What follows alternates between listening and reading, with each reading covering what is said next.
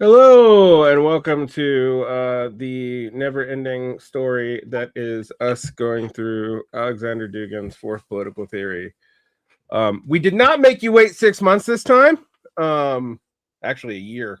It's a whole year between episode 9 and episode 10.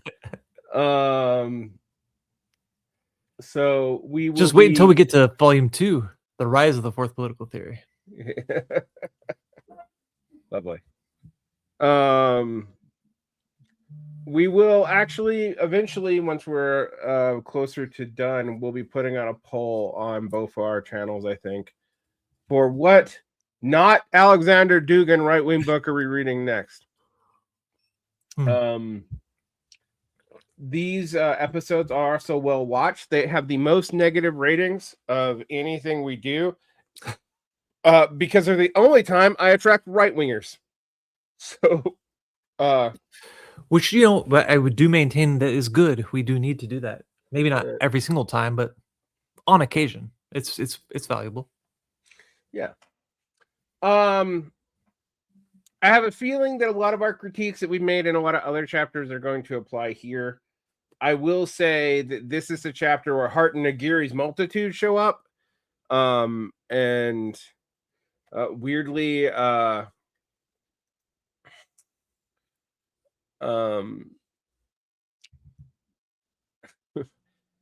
Dugin feels actually strangely similar to me about post Marxism and left populism, although he calls it post politics. And this is where the Millerman and the another round of appeals to the various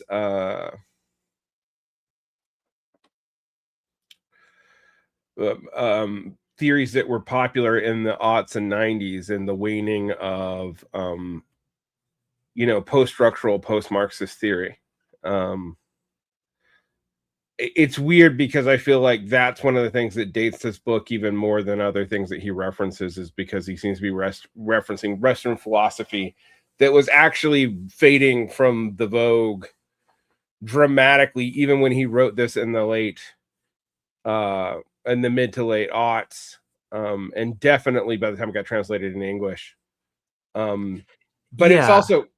it also seems clearly aimed at appealing to that kind of person. So yeah, I mean, like when you think about the years leading up to the Podemos series, that era, it's that seems like it's closed, and it's very obviously now it's like it was definitely not going to last very long. But at the time, it kind of felt like it had more legs. It kind of felt like it was going to last longer than it did. It did kind of seem to shut down right away. What I find interesting in this chapter, which I think is very subtle, is that he uses anthropology the way Carl Schmitt uses theology. So he's talking like man is a function of politics, so politics is anthropological. That is a kind of weird reading of Aristotle and Plato. I mean, that's where it's coming from. This is actually a very ancient notion that he's pulling from here. And we get basically the three phases of politics that he has of modern politics, first theory, second theory, third theory, of which fourth he's trying to adapt. He does phrase them as kinds of anthropology here. So, I mean, for example, I'll just read a section of this. If we remain the bounds of conventional political anthropological structures, which were described in great detail in my book, The Philosophy of Politics, which we may stress two notions. First, we may say, look how tremendous the shift of political anthropology is, that it resulted from the conversion of the traditional state to the modern state. We may be astonished by it. We may be amazed at how it is not only political institutions, but also man himself that is transformed at the most fundamental level. And later on, he starts capitalizing man to indicate that it's a concept. Another one of his egregores.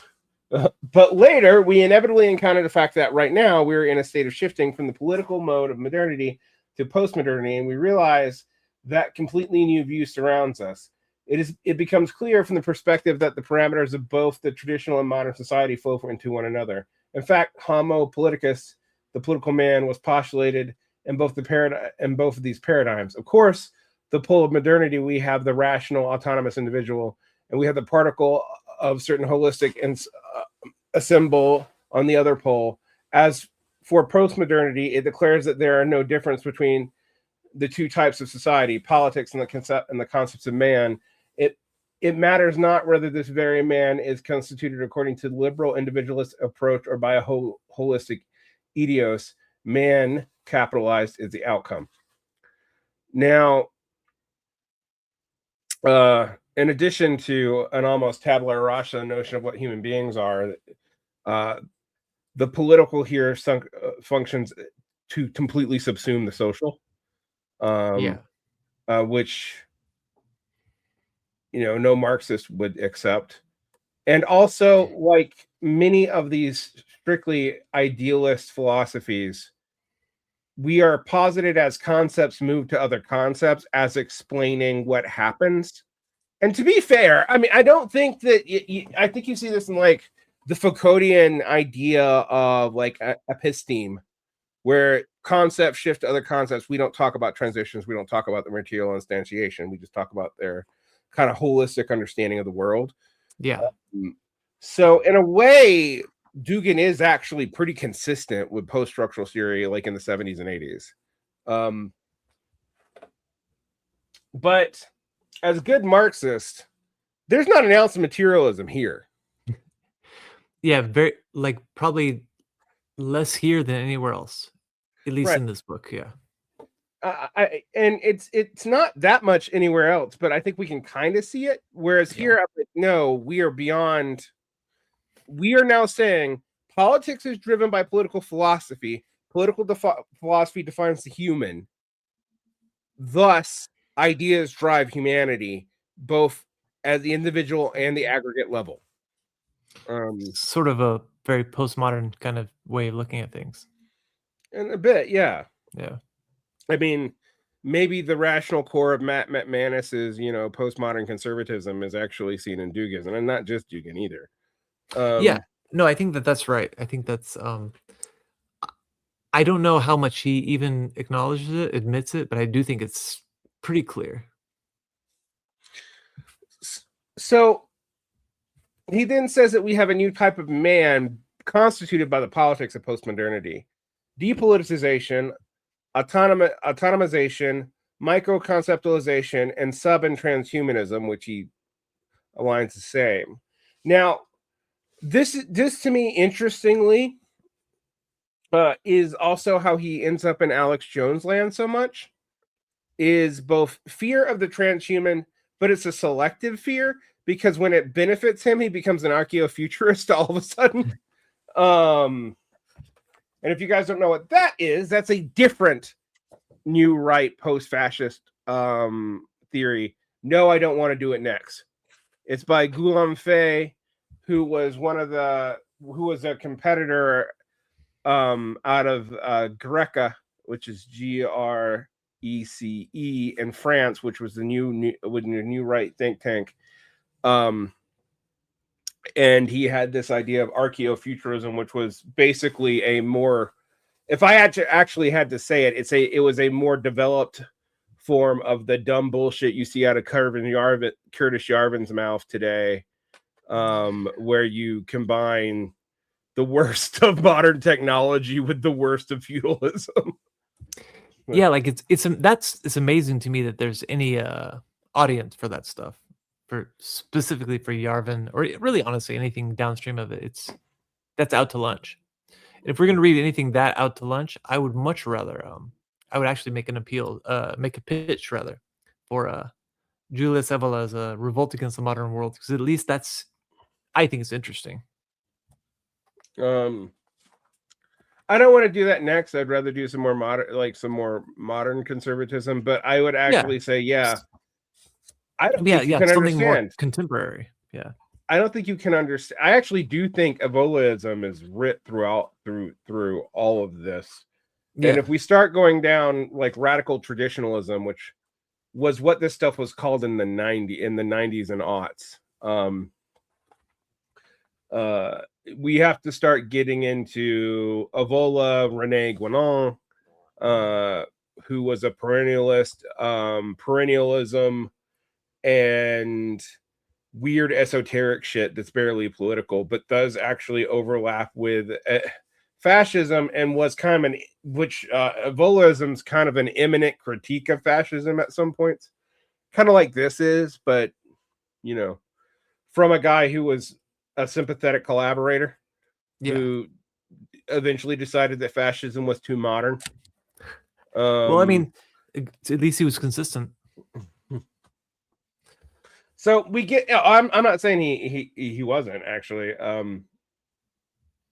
Recently, I got into a debate where I said, if you say Foucault's liberatory reading of Nietzsche is valid, then you also have to say that Evola's reading of Nietzsche is valid, because Evola's probably more faithful to Nietzschean conceptions than Foucault is. Foucault actually translates some stuff from German into French in a way that softens it.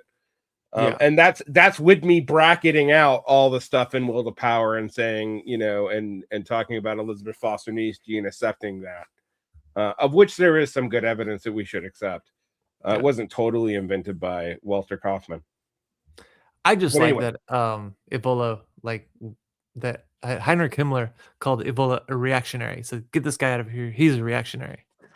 Yeah. Yeah, when Nazis call you a reactionary, interestingly, this is a little sidetrack on Evola, but have you ever read Foucault's Pendulum by Umberto Eco? Yeah, like a long time ago, but I've read it I think I might have it over here somewhere. Yeah, the kind of shadowy, like, grand dame of the occultist in that book is totally based off Umberto Eco mocking Julius Evola. And in fact, I hadn't read Evola yet, so I missed that. Yeah, well, I hadn't either, actually. When I read that book for the first time, I think it was in like 2001. That's where I started learning about all these people. It was that and Feral House Press. So thank you, I guess, Umberto Eco. Hey, really quick, just before we get too far into this, I assume this is going to be edited out, but whatever. Just I can't quite find where we are in either my PDF or in my print copy, which makes me think I must have something wrong. What page number do you have? I don't really have page numbers. Let me see. I have like percentages. It should be in your print copy. My EPUB copy is based off the Arktos printing. Wait, so then what is the name of the chapter? The New Political Anthropology, Political Man and His Mutations. Yeah. It's not a very long chapter. It's like 3 pages. Here we go. Okay. Found it. And it's chapter 8 in the, because there's the Sleboda by himself version that was released on PDF and never printed, and there's the official Sleboda Millerman version that was released by Arktos as like the official printing in English. And it is weird how different they are, actually. Like, yeah, it bothers me actually, because this is chapter 11 in this is the Arktos Press one. Yeah. But it's chapter 8 in the other one. Yeah, I think so. I can try to pull up the other one. I have them both. That's okay. I've got them both too. Sometimes it's interesting to see if they say different things. So we have this. We have this discussion of the rhizomatic character of postmodern thought. We have the discussion of the multitude, which is like the beginnings. Hart Negri's multitude in Empire. I think that's 99 and like 2002, right? And it's weird to say, but before 9/11, Empire was on the bestseller list of the New York Times. It was a post-structural, post-Marxist, post-autonomia Marxist thinker that got in like the top 20 books in the United States. It is weird. Yeah, it's really hard to actually properly impress upon somebody who doesn't just already know just how dramatic of a rupture from the world as it was that like 9/11 marks like not just a it was like about as dramatic a shift as like the end of a book and the beginning of a new one. You know, there was like there's almost no continuity. It's really hard to actually describe the world uh in like 99 to a person who has only known the world since it really grew up in the post 9/11 world. Mm-hmm. I have found that to be I sound like I'm just making things up. No, I mean it's weird in a variety of ways because it's like one. I remember somebody once complaining that the American left was sullied by anarchism, and I was like, were you alive in the 90s? Because they're like, the anarchism is new, it's post 2016. And I'm like, one, there was an emergence of a kind of anarchism that emerged after the collapse of the New Left that actually has no relation to historical European anarchism at all. Yeah. And two, in the 90s, it was pretty much the only form of left you could be, except for a Cliffite Trotskyist. Those were your options. Those were that's actually very much the case. But also, the post-Cold War anarcho-liberalism of the 90s was so hegemonic that even if you wanted to counter it, you really were just you still were kind of in that orbit. You were still kind of in the thrall of anarchism, basically until 9/11. I see anarchism. I mean, this is like a personal historiography. That's how I explain my personal experience. It came to full fruition around 1998. It's the theoretical underpinning, this kind of anarcho-liberal underpinning of the ultra-globalization movement, and also the discussions around that. What happens after 9/11 is the debates between post-left anarchists, many of whom are just outright primitivist, and left anarchists who had appropriated both liberal and also Maoist and Marxist stuff. I mean, it was kind of wild how incoherent it was. Yeah, it was very like intentionally a grab bag, and it felt like it. Right. In lieu of the fall of the Soviet Union and the hyper liberalization of China in the 80s and the shock that China went through in the 1990s economically, I mean, like lifespans in China froze. I actually talked about this in terms of the scholar Dugin Han on my show, but like Adam Tooze and Jason Hinkle have talked about it recently. About how severe that shock was in China. You saw the Marketization of Vietnam. You saw the beginnings of the Marketization of Cuba, which is still going on. Yeah. You saw Eurocommunism collapse into post-structuralism or into Dungism, depending on what form of it you went into. You saw Trotskyism basically died in the 80s and then got re-imported from Britain. But there it was really only in its third campus variety. Like, yeah, and it's really weird. It was weird whenever there actually started to be a kind of fourth internationalist Trotskyism again, because it was like because of the what is the group? I forget what they're called now, because they've changed their name. The Ted Grant and then International Marxist Tendency, which became the which became the Revolutionary Communist International, the RCI. Yeah, like they didn't exist until like 2005 or something. Right, they're late. Right? Well, I they think existed in Britain, but they didn't exist in Canada and right, here yeah. until around then.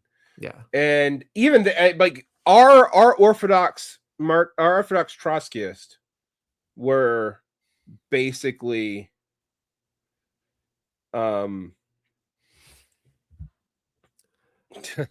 Because at the uh same time as the SWP, the US was the kind of repository of that thought. right. Well, you But had then they abandoned it formally. They just eschewed it completely. And then all that was left was like splinters from the SWP, like Socialist Action and like groups that were like tiny. For Socialist about 20 Alternative years. came out, and that was a different form of. It's confusing because Socialist Yeah. Alternative in Australia is Cliffite, is their campus. Yeah. And it's a particular form of capitalist. It's a weird one because Cliffite Trotskyism. I mean, we're way off, but I'll finish it because it actually is relevant. Cliffite Trotskyism is very particular in that it is both a left and right deviation simultaneously. It takes the idea of state capitalism from the Marxist humanist and the left communist, but it defines it completely differently from those two traditions. Because basically, state capitalism is just what the USR does. Like, there's not like a theoretical grounding. I've looked. Like, I'm like, what is your theoretical grounding for this? What's your value theory? Like, the Marxist humanists do have a worked out value theory. It's not always based on the empirical data going out of the USSR, but they had one. Right. And they at least did have one. You're right. And the Tony Borges Cliff really stuff had was one. very, very shaky. Yeah. But the Cliffites, it seemed to be a way to justify them switching positions on the Vietnam War in Britain. Yeah. And they joined with the independent socialist tradition, which was a Shachtmanite tendency that Hal Draper was associated with. So those are the bureaucratic collectivists, and then like the Shachtmanites, some of whom became neoconservatives, et cetera. But they too were weird. I mean, one of the things about reading Draper is one of the least sympathetic readers of Lenin I've ever read. Yeah, he really is not at all. Yeah, and I'm like, wait, but how do you like Trotsky then? Like, I mean, I do think I think Draper's work up into the early Lenin is actually very good, but when he starts talking about Lenin, he blames Lenin for things that I don't even think is like fair. And then he also does some stuff where he seems to actively misrepresent Engels whenever it comes up where Lenin got an idea from. Yeah. Anyway, Draper also happened to be way too sympathetic and hopeful about Zionism. Well, but who he was not I was gonna say he was definitely not alone in that. I mean, if we really look at like official, I mean, one of the things that all the defenders of actually existing socialism don't want to look at is like, where was the Comintern, our official communist parties post Comintern on Israel? It really took until the 60s for them to start turning against it. I mean, like, it's Soviet arms more than American arms that enabled the first Nakba to happen. I mean, the first country to recognize diplomatically the state of Israel was the USSR. Yeah. Now we definitely don't talk about some of the people that China supported during the Sino-Soviet split. Well, yeah. Anyways, Aleksandr Dugin. Well, but to bring back to, I think actually we can make this relevant because that's the fragmented left of the 1990s and aughts. That is why you have this moralistic, anarchistic, anarcho-liberalism that comes up. Because also, I mean, if we're fair to like traditional anarchism, that was destroyed in World War I and World War II. Yeah, that's true. Like when people talk about being anarchists in the US, they're Bookchinites who are like post-Marxist. They're like fans of Emma Goldman because they like, you should be if you're an anarchist, whatever. But they're not actually like cut from the same cloth. They're not actually like in the same stream. Really, they're like Murray Bookchin is where it's like Yeah. their actual godfather, whatever. And what does Murray Bookchin come through? Trotsky, then the situationist, and then he becomes an anarchist. Yeah.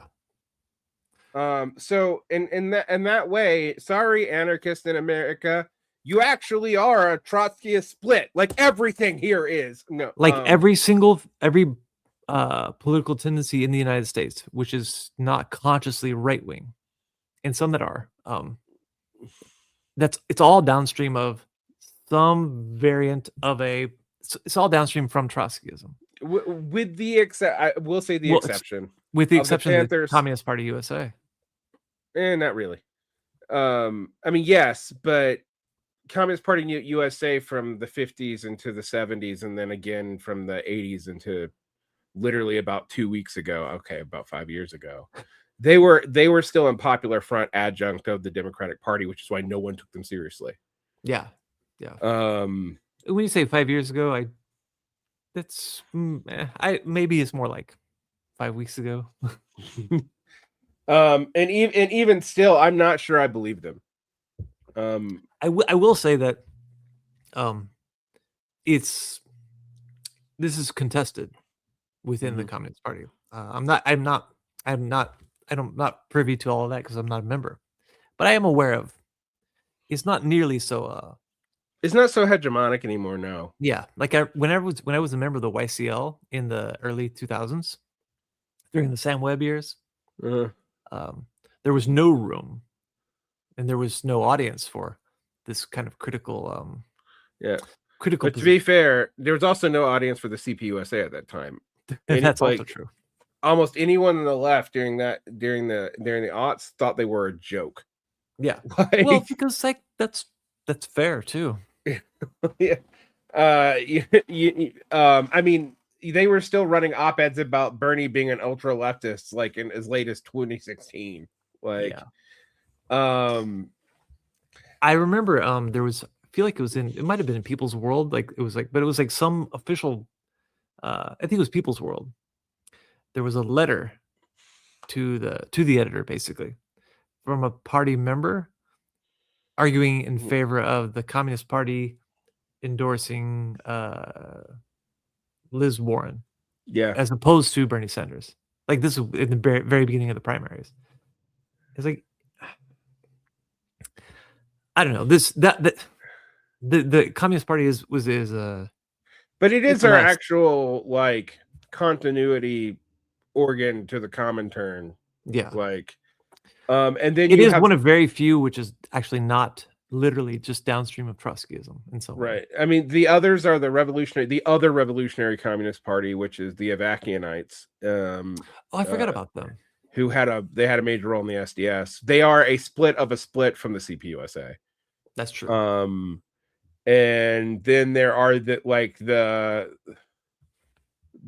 various Hojist and stuff formations, like the Independent Labor Party and stuff like that. But and the Delonists, like the earliest form of far left, the earliest form of left oppositionism, even before Trotsky, that's not part of the left communist, like historically in Europe, the Delonists existed until the aughts. But I say this because basically there's two events that shape all this: 92 and 9/11.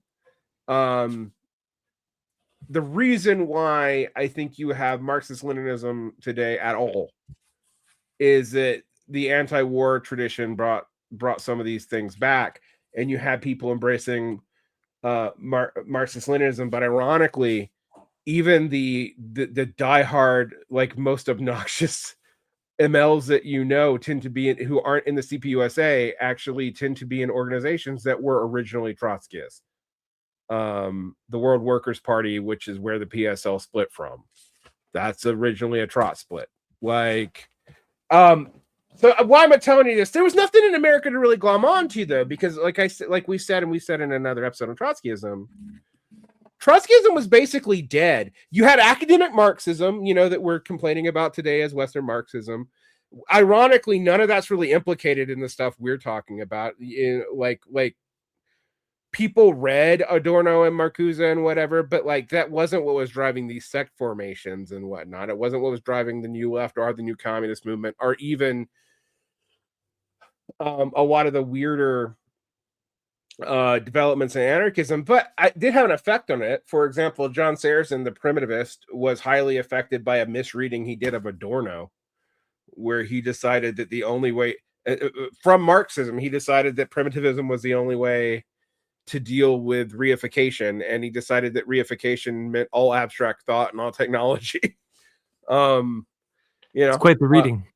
It is. That's undialectically reading a dialectical text.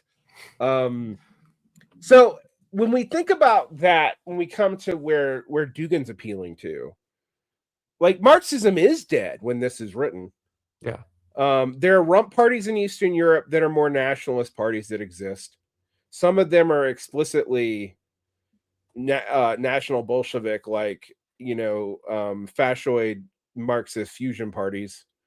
And even then, they in practice, they're all just administrators for neoliberalism. Like, they didn't do anything. It's like 2001 is when the Communist Party of Moldova wins the election, and somewhere around then the Progressive Party of Working People wins in Cyprus, and like those are not there's nothing notable about those things. Even though Moldova is a former Soviet republic, right? Within 1 decade, 10 years after the dissolution of the USSR, the communists are back. Doesn't matter. Like at all. We could talk about the Maoists in Karula. They basically run a social democratic, partially neoliberalized state government. I mean, they never took national government. They don't know how to deal with the Naxalites. Like, so we're in an era, I think, of even after 9/11, because like we talk about 9/11 like changing everything and ending it begins the wind down of this form of a Bookchinite, Chomskyist anarcho-liberalism, where Adbusters is like the biggest thing and everybody's into Naomi Klein. In fact, Bhaskar Sankara basically makes his name before Jacobin in a piece on dissent pointing this out, right, in 2000, I think it's 7. And I'm pretty unfamiliar with that, actually. Yeah, he's where he actually coined the term anarcho-liberal and talked about Naomi Klein and Chomsky. Ironically, today, Naomi Klein often works with him, and he's a big pusher of Nathan Robinson, who is the exact kind of anarcho-liberal he was complaining about. But such is the nature of popular frontism, I guess. My point about all this, though, is Dugin's appeal here in its high theory would have actually not read that weird in 2005. It really wouldn't have. Maybe that's why it doesn't read so weirdly to me now, because I just read it as like, well, this is a product of its time, but I can situate it. But I think if I was like 22 and I was reading this, I wouldn't understand. I would think that he was talking about a different world than mine, right? Because he is. Because I mean, I have to remind people that Baudrillard, as late as like 2 years before his death, was talking about how the crisis of capitalism had been solved, that computers meant there would be no more market fluctuations. And what's weird about all these post-structuralists is, for all their critiques of technology, they believed that technology could do things it couldn't. Many such cases, I guess. So, hell, that's like most people in the 90s really had just. Go back and watch 90s computer cinema, like Hackers or Baby Geniuses or any of that. Like, I think it's interesting though, because Dugin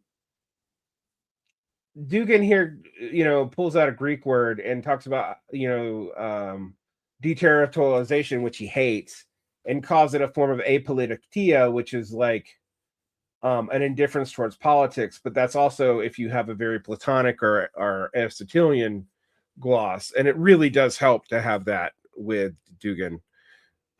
You will know he's basically saying that the teleology of man is done because, you know, teleologically it is in social life that we prove ourselves.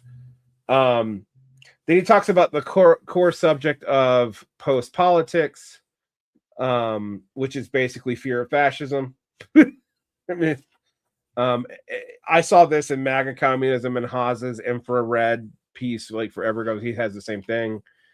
That the left is just afraid of fascists, making fascists the only actual political ideology, even though he claims to be even though he talks about this now in terms of Stalin, that's not where it comes from. It comes from here. Yeah, and it's really too bad that it's just everybody's just kind of cosplaying a certain LARPy fiction of a thing. Here's the thing about no one's really talking about anything. Really. Marxist-Leninists today. I'm gonna get a lot of people get mad at me, unless you are a diehard MLM or like a true Kedasai CPUSA guy. Almost all the Marxist-Leninists I know supplement their Marxist-Leninism with something that's completely outside of not just the USSR's canon, even though they bring this stuff up, but also like Marxism in general. That's where you get like MLMMT. That's where you get a Marxist-Leninist monetary theory. That's where you get like multipolarity. That's where you get, I'm going to say this, that's where you get Lacerdoism, which is basically we're not even aiming to communism is not possible. The best we're going to do is like communism as independent states that are self-sufficient, run by workers' parties. Yeah. So I even think that this makes sense. You even should do this, but consciously. You should know what you're doing. The idea that you're going to be a Marxist-Leninist and you can only, try to basically reforge the old Comintern, the old Soviet version of communism. I'm sympathetic to the idea that you can't. But I also think that, you have to actually be conscious of the way in which you're doing something new and drawing outside of your tradition. And I just don't think many people are.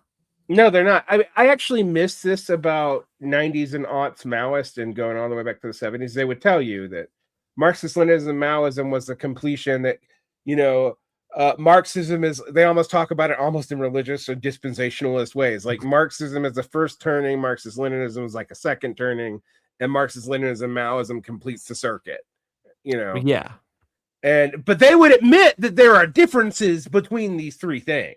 Yeah, and that makes it's very intellectually honest and it's refreshing because even if I, it's like I didn't agree with these people about their conclusions or the implications for those conclusions in terms of like practice, whatever. They weren't trying to tell me that like Maoism is somehow implicit in Marx in 1844 or whatever. Yeah, they were genuine, and they were honest. So the core subjects of post politics is basically we have the individual again. Okay, I'll just read it. We believe in the level of political anthropology, this political soldier is confronting the decomposed ribosomatic post-human android. We register this reading and may see it in the way that we throw away our ideological differences and for a political soldier to confront the postmodern world. But my thesis is that, from the perspective of the phase shift that we are in, we're living in a society where conflict is possible, but at the same time, its outcome is predetermined. In fact, the figure of a political man is removed, and his anthropological space is occupied by a new personality, a very cunning and suspect personality, which is not at all that of the political soldier, but at the same time is not related to the hissing, ribosomatic, twittering sub-individual. The personality is the political man's simulacrum. It is something that imitates the political soldier in a way that gives postmodernity, imitates modernity. In the final analysis, the readings do not give us the human versus post-human scenario. What it gives us is an undistinguished, rotten, liberal post-human and a pseudo-human, the pseudo-soldier within whom the general substance of the phase of history has found itself. This is why we have phenomenon of a contemporary fascism, which is an excellent illustration of this condition. Ironically, I actually like this paragraph, but thought Yeah. Dugin is describing himself. I mean, I'm serious about that. Like, every last vestige of fascism was embodied by political soldiers, which ran out in 1945. Each and every declared fascist after 1945 is a simulacrum. The liberal fears taking the form of fascists is a complete parody. They do not differ much from the decomposed and half-dissolved masses. Communism, which has held out longer than fascism, created its own simulacrum within itself. The late communists were already pseudo-political soldiers. Today, there's no chance for communism to return to life. Wrong about that. The same goes for fascism. Soon we shall see that liberalism has arrived at the same point. At least our liberals, who are not really liberals at all, demonstrate this. Give us some money and they will declare anything and everything. We are dealing with entities lacking anything resembling the classical political anthropology. And I would say I agree with him. We're dealing with a decomposed subject that has a decomposed theory of itself. And I think that is this whole true. paragraph is, Yeah.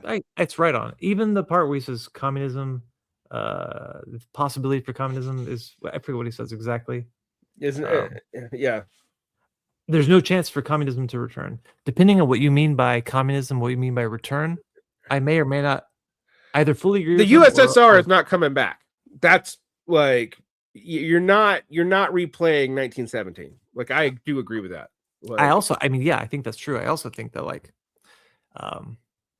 because I agree with the Marxist understanding of and framework of how to understand capitalism. I do think something approximating what we would understand as communism is very much still on the agenda. Communism, capital C, as in the 20th century phenomenon. Yeah, I don't really. I'm sympathetic to the idea that you might not see much of a future for that coming back but to life. my thing about I think that paragraph is both true and somewhat brilliant, and yet I will also say Dugin can't get out of it either because like what do we see Dugin actually do today, which is like Well, right. subtreating Trump or Yeah. are trying to like make Alex Jones sound smarter than he is, are making himself. I mean, honestly, sometimes a lot of what I can say reading this book and then reading what Dugin says in English for the popular public on Twitter, you're like, wow, you are discrediting to your own work. Like you Yeah. actually make your work look worse than it is. Yeah, and I think that trying to relate to the MAGA masses, the Alex Jones crowd, like I think that does him a huge disservice. I think I understand that you got to find an audience for your work somewhere, but like I don't think but that does you like any favors at all by trying to like adjust. appealing to the people that you actively think are like pseudo political soldiers, because there is Yeah. not a possibility to have fascist ones anymore, and we don't know what a new one's going to be. So we're just going to like follow the chuds. That's Yeah, I mean, embarrassing. it is embarrassing, absolutely.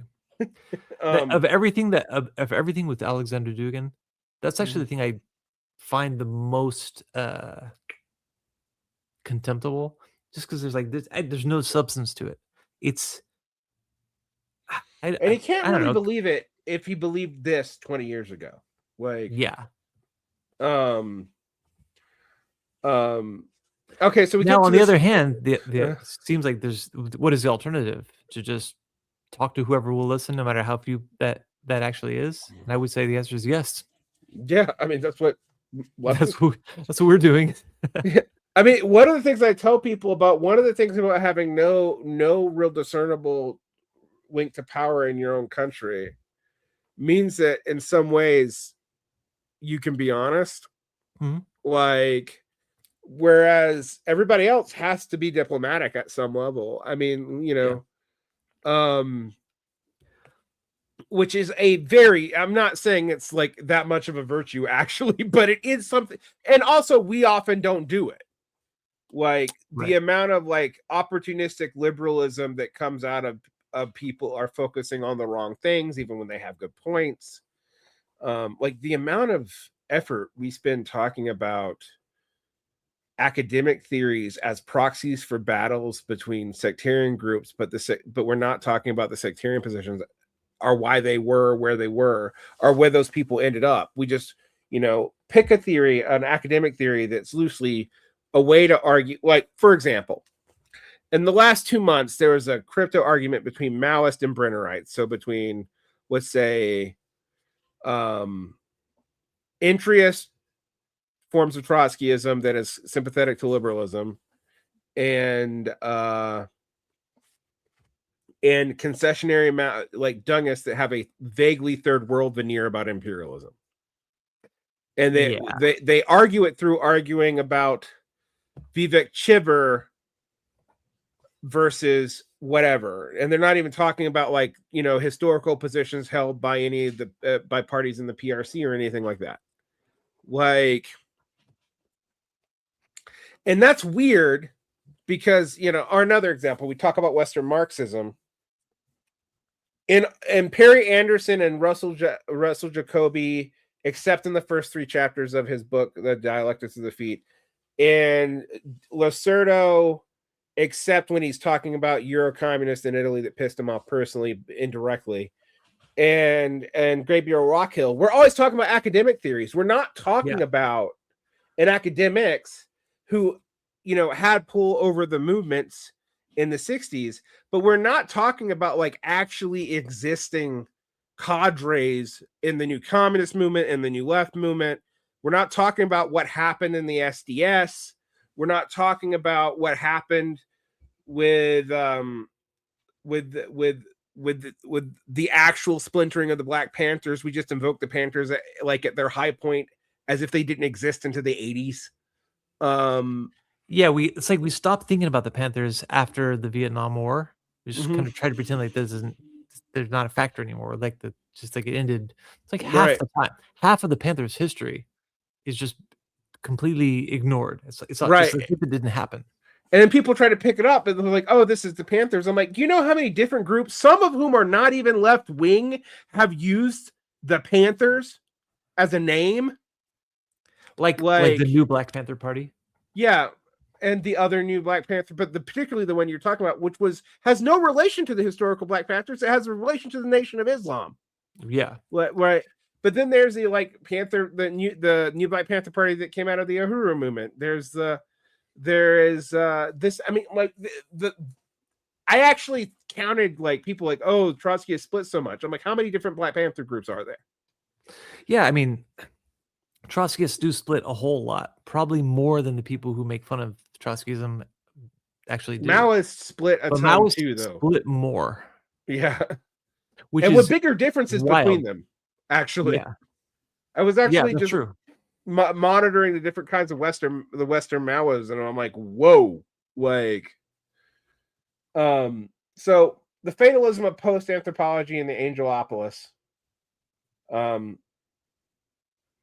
I think this is an interesting thing, but again, this is all removed from any kind of material concerns. It's just a philosophical ideal, but we'll give it, I think as that is interesting. Okay.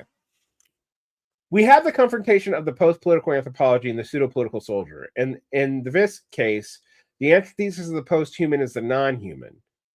If we face it, we acquire a very complex and intriguing perspective. It is either a phantasmagoric despair to which Baudrillard, describing the world with radical post-historical categories, gave way, and I do think that's true for Baudrillard, by the way. The feeling that we are not satisfied with the fold, that this post-anthropological perspective. However, if we grasp the finality of this pair, we also step back and assess the situation. Having raised the question of anthropology, we must look for a solution. And at this time, we must acknowledge this post-anthropology. That is, not wait for what is coming to arrive, but consider instead that it is already here. What do we gain from this perspective? I think that Smith, and I told you he's using political anthropology in a way that Smith did, but also in the way that Smith uses theology, who created the classical approach to political ideology, who created the classical approach to the political. Did he create the classical approach to the political? Did Carl Smith create? Okay, whatever. Yeah. Might give us some hints. This is when Dugin's post-fascism, still being on the spectrum of fascism, comes up again. I know, I know that we admit that post-Marxists have a relationship to Marx. We should also admit that No, Dugin's not exactly a fascist, but he is a post-fascist. He thinks that the fascist thinkers are the key to whatever the post-fascist order is. Yeah, I mean, he does very explicitly in this book talk about Mhm. how to get to 4, you do have to go through 1, 2, and 3. There are Right. elements of 1, 2, and 3 of liberalism, of communism, and of fascism, which we should some of which we should rescue from the wreckage. We should take the Mhm. best and leave the worst, whatever. No matter what you think about that, you just have to accept that that does necessarily mean some elements of consciously fascistic uh, thinking Mhm. Yep. is going to be consciously present in what we're doing Yeah, right and now. he tries to pretend that Smith wasn't a Nazi because he publishes in Russia. But like, Yeah, but anyway, I think that Smith, who created classical approach to political, might give us some hints. He spoke about political theology. Smith said that all political ideologies and systems are integral theological models with religions, dogmas, institutions, and rights of their own.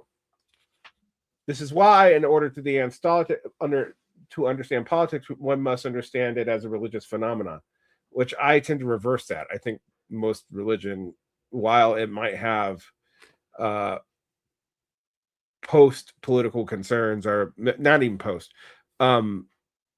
let's say extra political. meta-political Yeah, concerns, like they're just beyond the political. They are actually also tied into the political in some key way. But yeah, absolutely.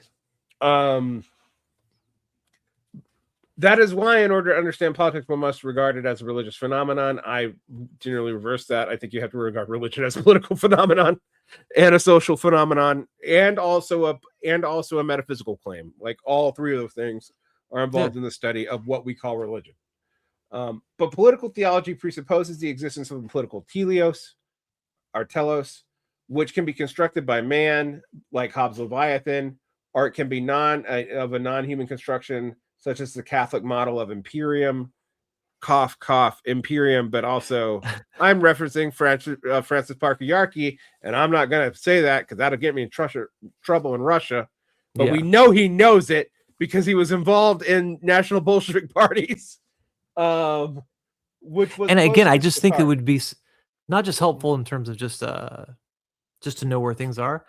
I think it would do his own work uh, more of a favor to just say where things come from, and then you could say how much of whatever is why this is not okay or why this is okay.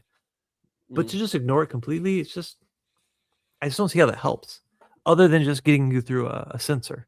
right. It is impossible to speak about political anthropology when describing the post-anthropological model of today's politics.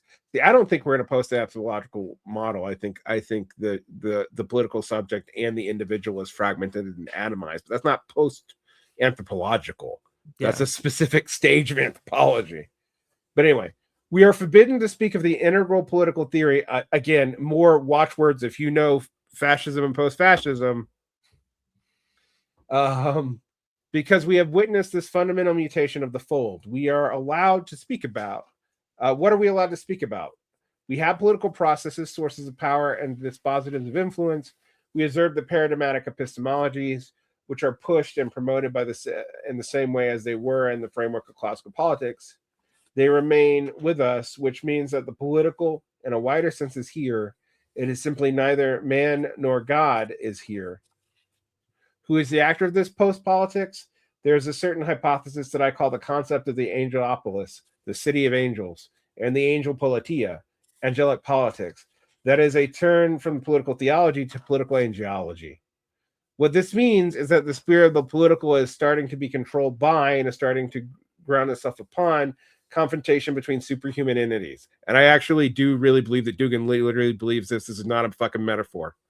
Um, I do think, given his propensity for what one might call coffee shop occultism, and now what we might call like weird quasi mystical Orthodox Christianity, um, and Hermeticism that he can justify in that we should not take this as just metaphorical.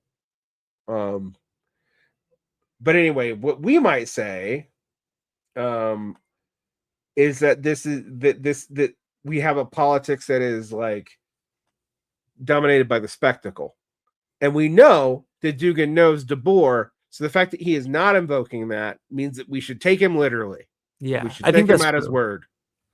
Like, what this means is that the spirit political is starting to be controlled by and is starting to ground itself upon the confrontation between superhuman entities.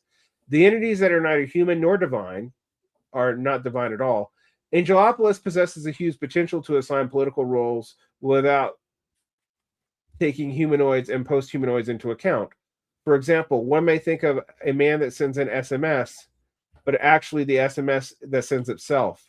Considering the growing level of standardization and lack of originality in this messages, its over-individualistic essence is becoming more and more evident. I will say that in the age of AI, and some of the people he sided with being AI people, this is ironic because we do Yeah. actually live in an area where an SMS can send itself. Yeah. I do think that like what would be very helpful in this section would be if Dugin, I mean, maybe he would reject the concept, but if he would just talk about the concept of an egregore or I pulled up a definition. I make sure I get this right.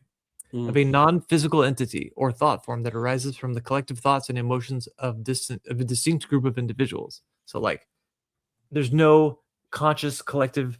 This is the thing that we want to do, and it's organized, and yet this is in the zeitgeist in some way, and it's because of the kind of the collection of individuals in this very scattered and inchoate way. That's very clear to me. And if he's in the Angelopoulos is not. And so what I read when I read Angelopoulos, I just think, well, that's an egregore. And that completes chapter 7. I mean 11 or 8, depending on which version you're reading. All right. This brings us to chapter 12, fourth political practice, which I think is both. Okay. One of the things about, fourth political theory is it's like everything in a blender, and this is another place where this really shows up. And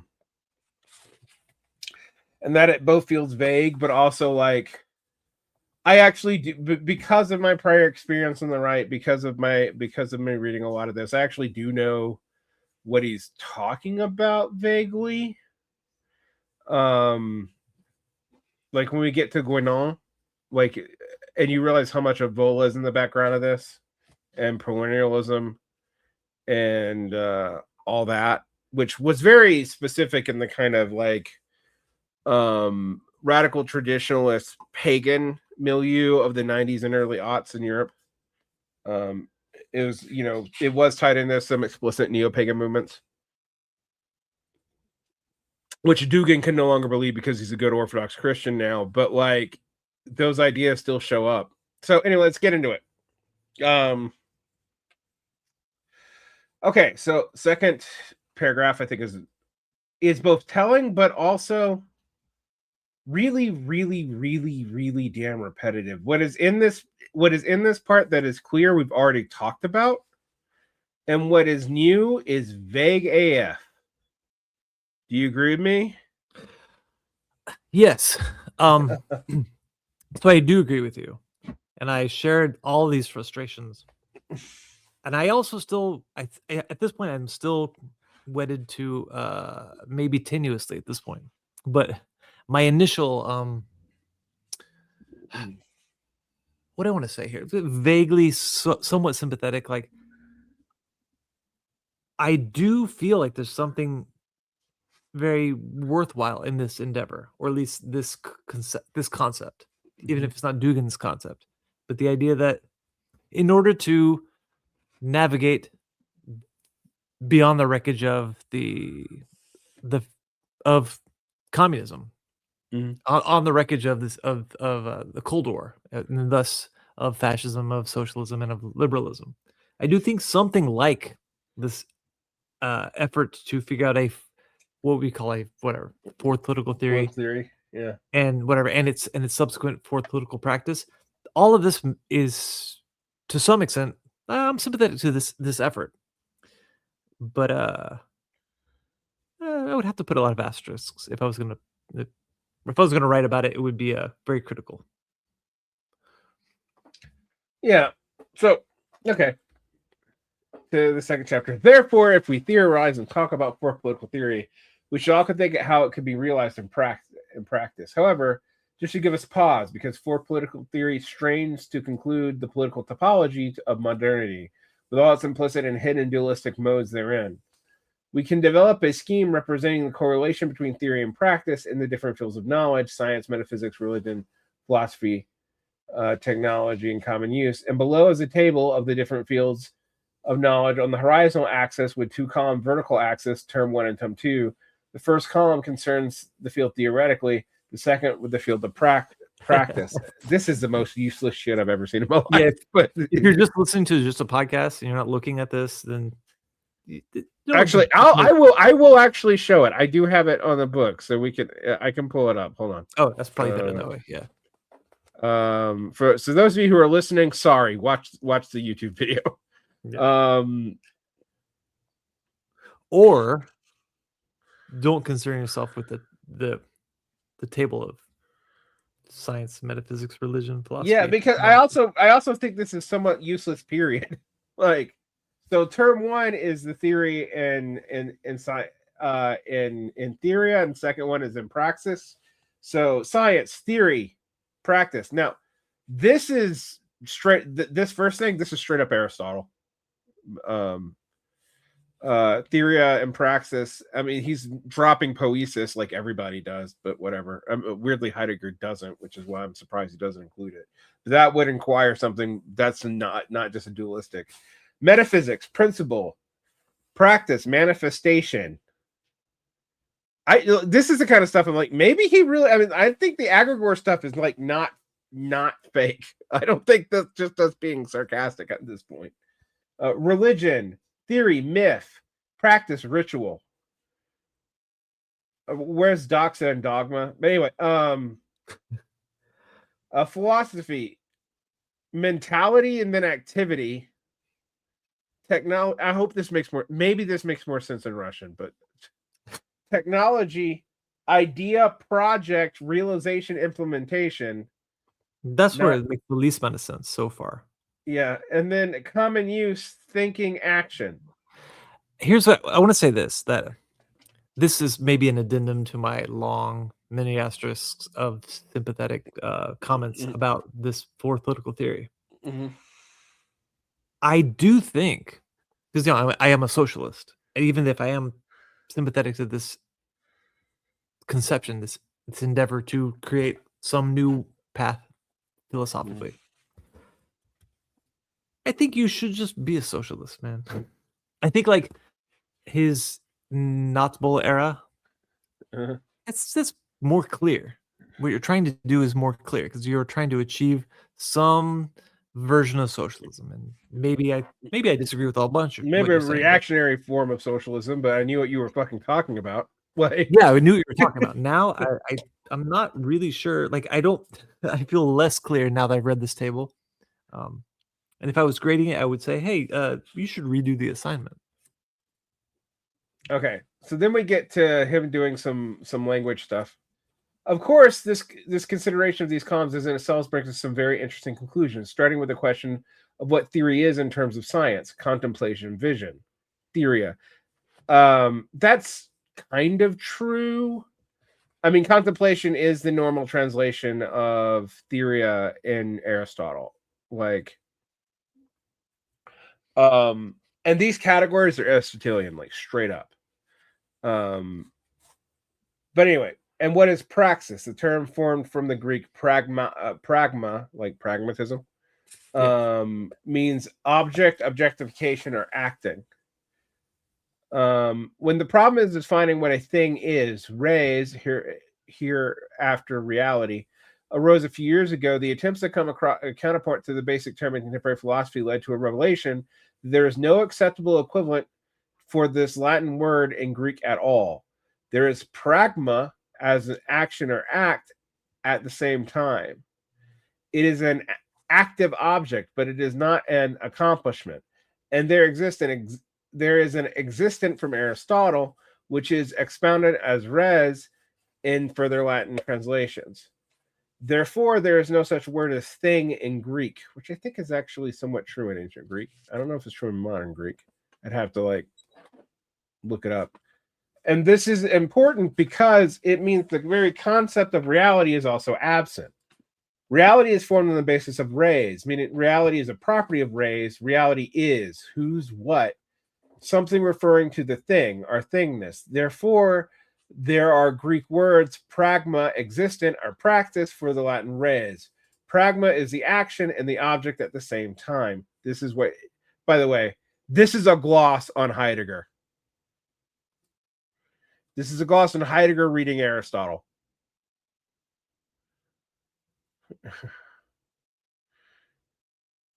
And that would be something that, again, I just think would be so helpful to just say. Because if you just said it, you could defend it or something. But instead, you're just like, probably because he doesn't figure most people will know. Yeah.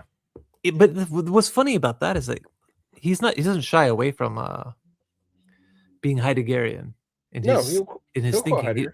He's very comfortable. He's even says like Heidegger is like the most important philosopher since Plato, I think. Mm-hmm.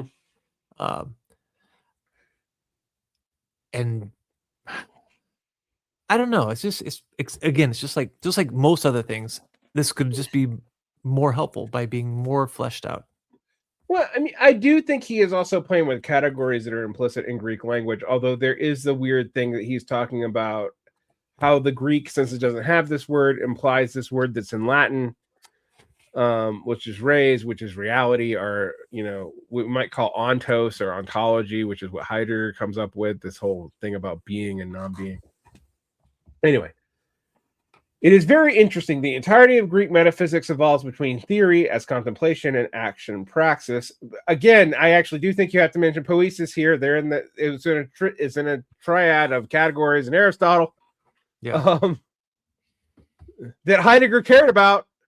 Theoria and praxis as being separate like that comes from like Hegel and Moses Hess, and that's where it ends up in Marx, right? Like,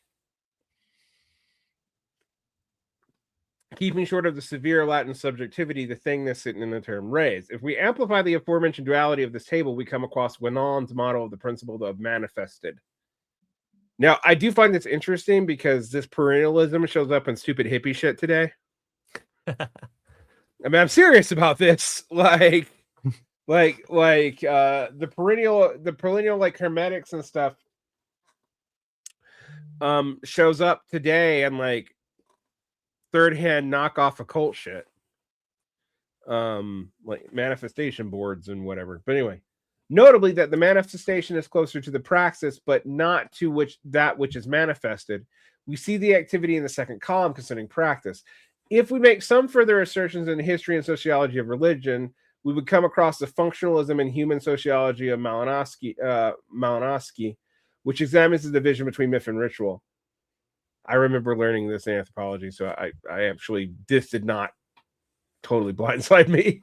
The original Greek definition of myth must be remembered. Myth is a story being told during a ritual, in the way that like liturgy is in Christian thinking. So are the Devar Torah is in Jewish. Like, there's a reason why you repeat the stories of the Bible during liturgical practices, which are ritual. You're Catholic, Yeah. Protestants have no idea. But I mean, actually, I think a lot of Catholics have no idea either. But I do think that they should. Mm-hmm.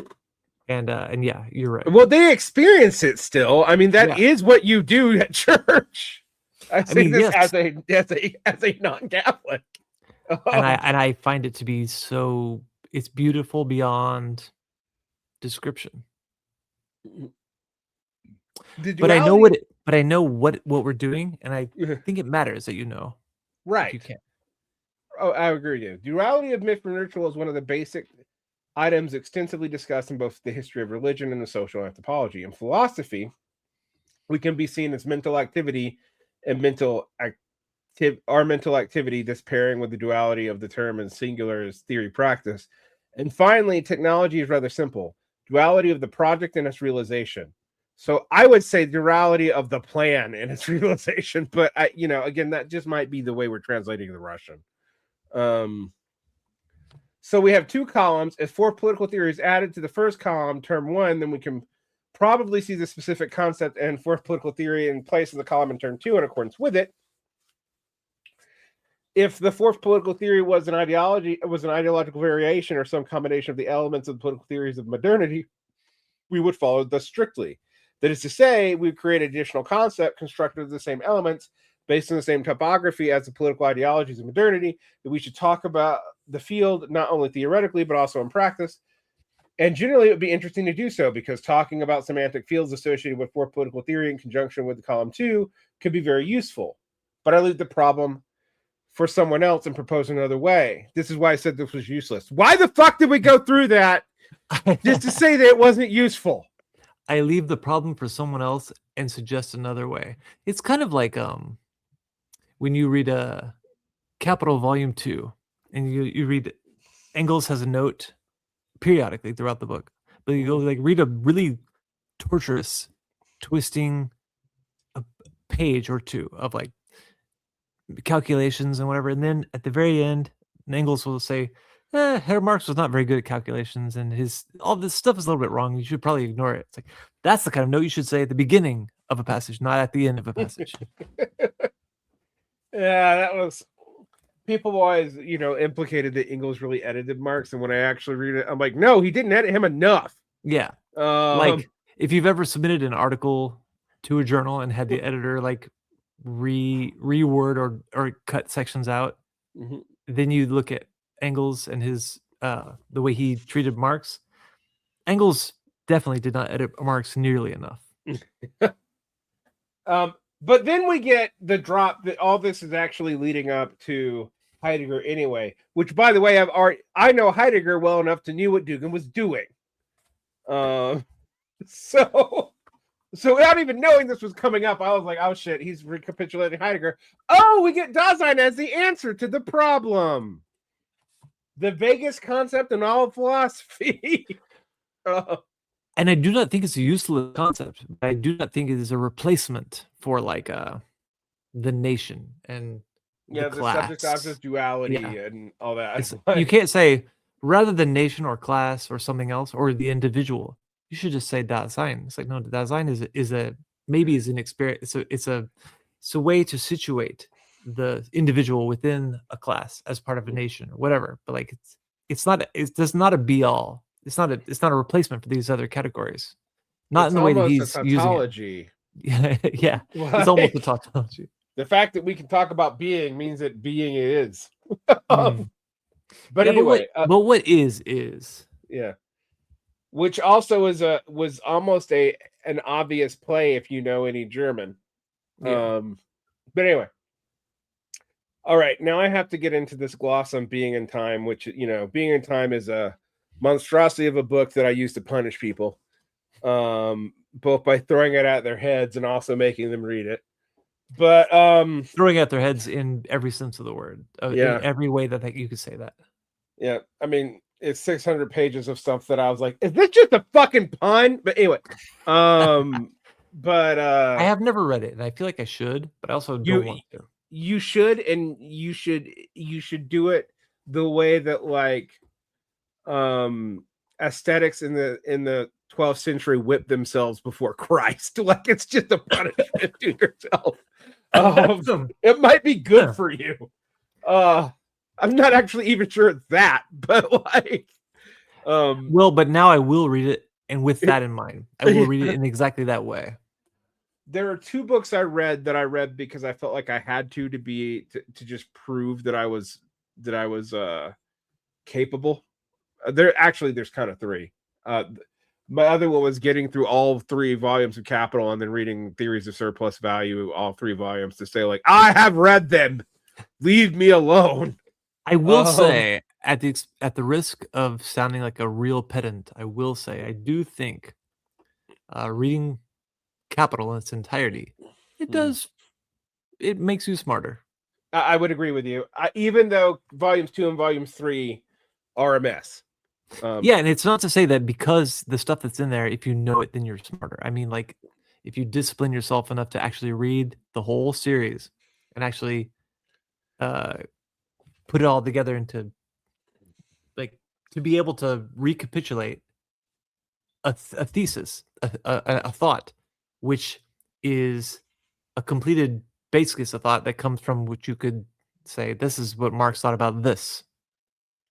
Yeah, I think that process, that effort, it would make you smarter. Yeah. But I also read Finnegan's Wake and Being in Time as part of that. Like, I will finish these things. And I read them. I would say on the latter two, I still don't understand Finnegan's Wake. I just experienced it as a wave of 800 pages of pretty words. And some people smoke DMT, some people go into like really serious meditation, some people read Finnegan's Wake. I've done 2 of those things. So well, I've only done 2 as well because I've never read Finnegan's Wake. So no, I've probably done 3 of them now I think about it. I have done epic meditation things. And what's weird to me is this Heidegger stuff actually reminds me of Buddhist philosophy, but in a way that's like less clear. Hell yeah. That's what you really want. I want it to be like Buddhist philosophy, but less clear. Yeah. Like, I want to deal with unbecoming and being an unbeing, but in a way that's even less clear than in dharmic categories. I do think that actually, like, reading books of this kind that we're talking about, it's worth doing. And that's one of the ways that I would say people should read the Phenomenology of Spirit, which even to Hegel was like, this is the beginning of an overall system. So the very first thing to do, you have to get through the phenomenology, and that will rattle your brain and shake it loose and start to reshape how you think of things. So that you need to read the shorter and longer logics, and then But if you read them out of order, you're never going to make sense of any of it at all. No, because they actually are written in a particular order for a reason. Like you go through the phenomenology, then you come back to the logic, then you go through like the kind of historical anthropological philosophy that Hegel develops, and like the history of the science of religion or lectures in history, like that stuff. Like, I spent a lot of my late 20s reading a shit ton of Hegel. Do I feel like I understand the world better for it? Kinda. Am I a Hegelian? A little bit. Like, probably enough. I mean, I don't, that's, I think what it really means to, well, I shouldn't say that. I was going to say, what I will say is it helps you navigate the world. That's what I'll say. I will also say with Hegel in particular, and with a certain degree Heidegger too, you do have to struggle with some of the stuff in the original language because it has multiple meanings, and I think in both cases they mean both. Whereas when you translate them into English, you tend, like when you translate Hegel's phenomenology into English, for example, you can either focus on the kind of idea structural elements of it, or you can focus on the religious elements of it. But like those words in German have both connotations on purpose. Right. Exactly. But anyway, Heidegger. Heidegger mentions the Inzwischen, are in between, are liminal, is how we would probably use the Latin to get to that because it's easier for us to say. Yeah. While talking about the existence of Dasein, the principal nature of Dasein is being between. Dasein is the Inzwischen. It should not be used as the system of classical political dualism, the scientific typology of both modernity and Aristotle's time, while talking about fourth political theory. And I will tell you, I was philosophically prepared for this from Buddhism, because Buddhism, like when you talk about nothingness in Buddhism and emptiness, people equate emptiness with nothingness. Right. But shunyata is not nothingness. Sunyata is unformedness, which means infinite possibility. That's very different. Although Yeah. you could problematize this even more by saying that would depend on what you understand nothingness to actually be. Right. Where Heidegger thinks nothingness doesn't exist, and well, duh, it doesn't exist, right? But he actually thinks the only reason we can talk about it is a function of language. Like, that's a Heideggerian stance, but I feel like I would. Well, whatever. I would probably disagree. Probably do disagree because zero makes math work. Yeah. Like, but anyway, so Dasein is in between. It is neither becoming nor just being. It is somewhere between becoming and being. Okay, just so I want normies to be able to understand what's at stake here. It's an answer to like the difference between like the focus on being in classical philosophy, the focus on becoming in Hegelian philosophy, are in pre-classical philosophy was also concerned with becoming, like Nietzsche and Heraclitus, all that. Okay. It is necessary to examine the fourth political practice in another way if we take into account Heidegger's criticism of constructing a non-fundamental ontology, i.e. an ontology as it is. Heidegger says if we want to understand Dasein, we should realize and construct a fundamental ontology which could not lose contact with the ontic, that which exists, reality, roots of Dasein. It would not ascend or sublimate sooner or later to anything correlated with the 2,000-year-old from Plato even to the last pre-Socratic philosophers up to Nietzsche, general philosophical structures of which modernity is based.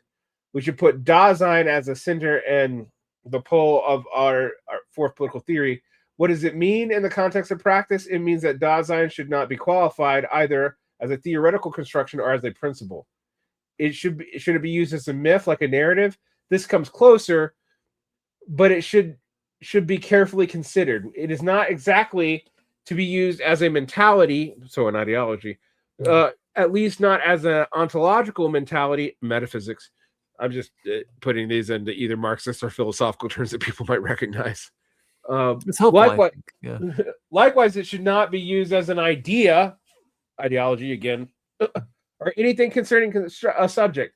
Which this reminds me of Buddhist mysticism. We can talk about emptiness and thus nirvana, the stumping out, but we can't say what it is ever because it's infinitely becoming. And we live in a world of mutually mutually co-arising independent forms, because we live in a world of mutually arising and independent forms, which also have no essential essence, but the essence of emptiness itself. Then we cannot talk about the main metaphysical construct of reality. That's a Buddhist thing, and Heidegger arrives at it too. Well, it's also it also exists in Western Christian esotericism, especially specifically with Meister Eckhart, but also like there's a whole bunch of that, like God. Anytime you deal with God stuff, you're often dealing with this issue, and yeah, by naming God, I mean, this one goes back into Aristotle, even, the unmoved mover, but by naming God beyond God's traits, you are limiting God, and thus you are in some ways committing idolatry. Catholics or atheism. Yeah, you were essentially saying, like, it's funny, if you actually conceptualize God as an entity, you are denying God. I would. So people who don't normally talk about religion, and I am in some ways basically, for all practicality, a religious non-theist, so I would be probably considered an atheist by most people. But I find it very funny listening to the way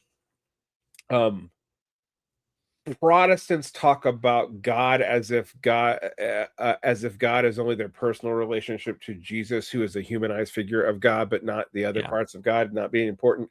And I'm like, Broham, I'm not even a Christian. I know that that's idea. I know that that's like idolatry, and also like probably means you don't actually understand what you're talking about. Yeah, I really do think I say this probably once a week even, but I definitely said this a number of times on here in some capacity. There are a few different religions that all call themselves Christian, and they're not necessarily the same thing.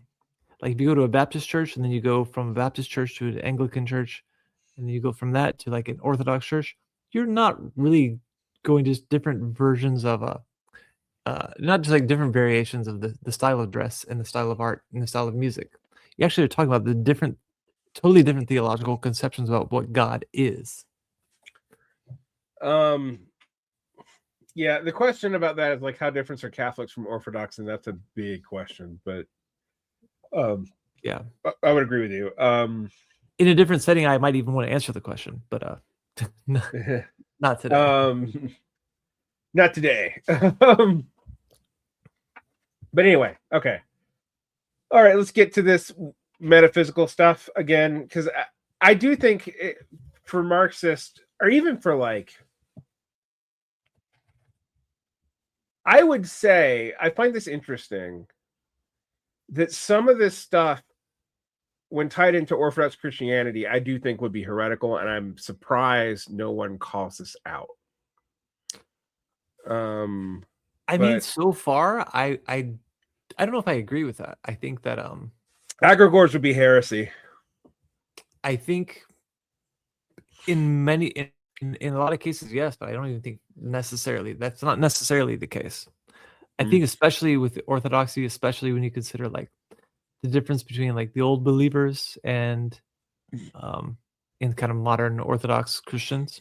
I think there's a lot of room for all sorts of it's like if you have the church and then it's like a strong core, and then you have a lot of elasticity about like how to actually engage with to achieve theosis, which is is close to godhood without theosis would be becoming like God. Yeah. Which is but there's a lot of elasticity about how to achieve theosis. Right. Which is a process in Eastern Christianity, a process belief. I don't know. It's hard to explain. In Eastern Christianity, which does not have a correspondence in Western Christianity, except in the Byzantine Catholic Church, because they got it from Eastern Christianity. Right. It's funny because if you're a Latin Christian, you have to be a very mystical, esoteric thinker, and you have to seek out the desert fathers. If you are an Eastern Byzantine Christian, Byzantine Catholic, whatever, this is just called going to church. Yeah, I was about to say it's like what they do.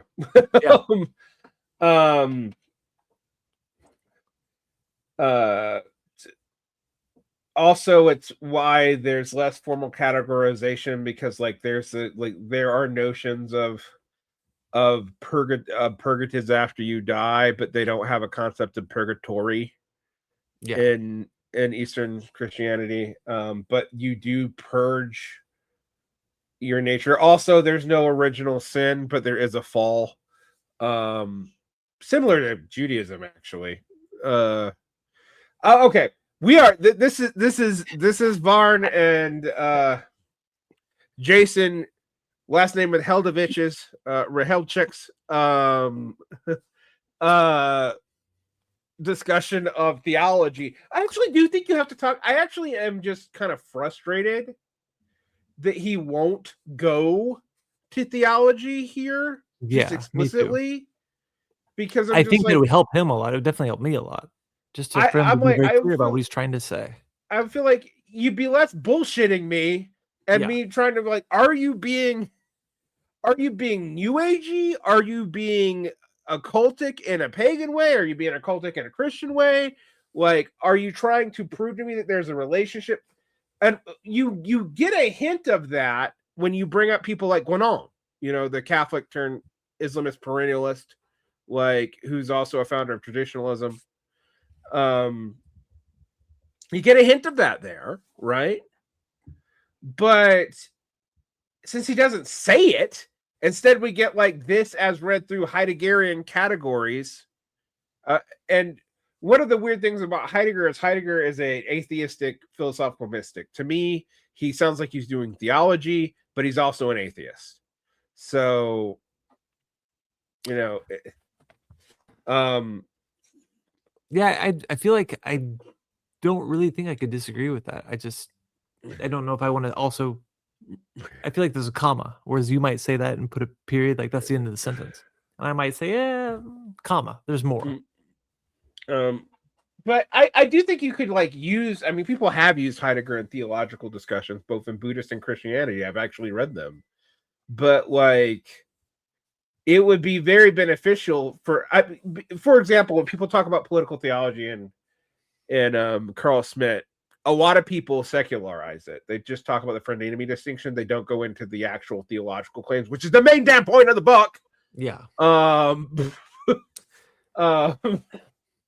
It's funny how much people want to do things like that, and that just muddies the waters of what they're trying to clear up. Like, my favorite example of this is the way that all Marxists, all post-Second International thinkers treat Hegel. It's like this. You're making this less clear. Yeah. Oh yeah, no, they treat, like, Marx said he was flipping Hegel on his head. You're trying to say that no, Marx is just a true Hegelian because Hegel was somehow secretly an atheist. I actually think they did that with Spinoza too. Richard Seymour recently wrote something that like really did say out, no, Spinoza is not no, his pantheism is not an atheism, and no, it is not a materialism you think it is. Like, and I'm like, Seymour's right. Like, yeah, I don't know, why can't we just treat a thinker and a writer as what they said, instead of like thinking they secretly believed what we do? we can even say, like, let's pretend I'm a serious atheist, and as a result of that, or in complementary to that, is I have this very my materialism is political, and I want a more equal. I am a classical Second International or Third International, whatever. I'm a classical Marxist.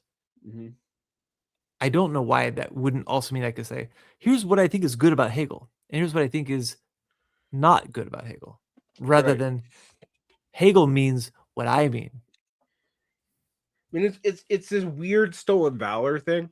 I have this problem a lot because, you know, I'm a lot more grounded in Eastern religions and particularly Buddhism. But like, when people like, Buddhism is an atheistic religion, and I'm like, it's an atheistic religion in which you could end up in hell for several kalpas, which is eons, with a demon eating your balls.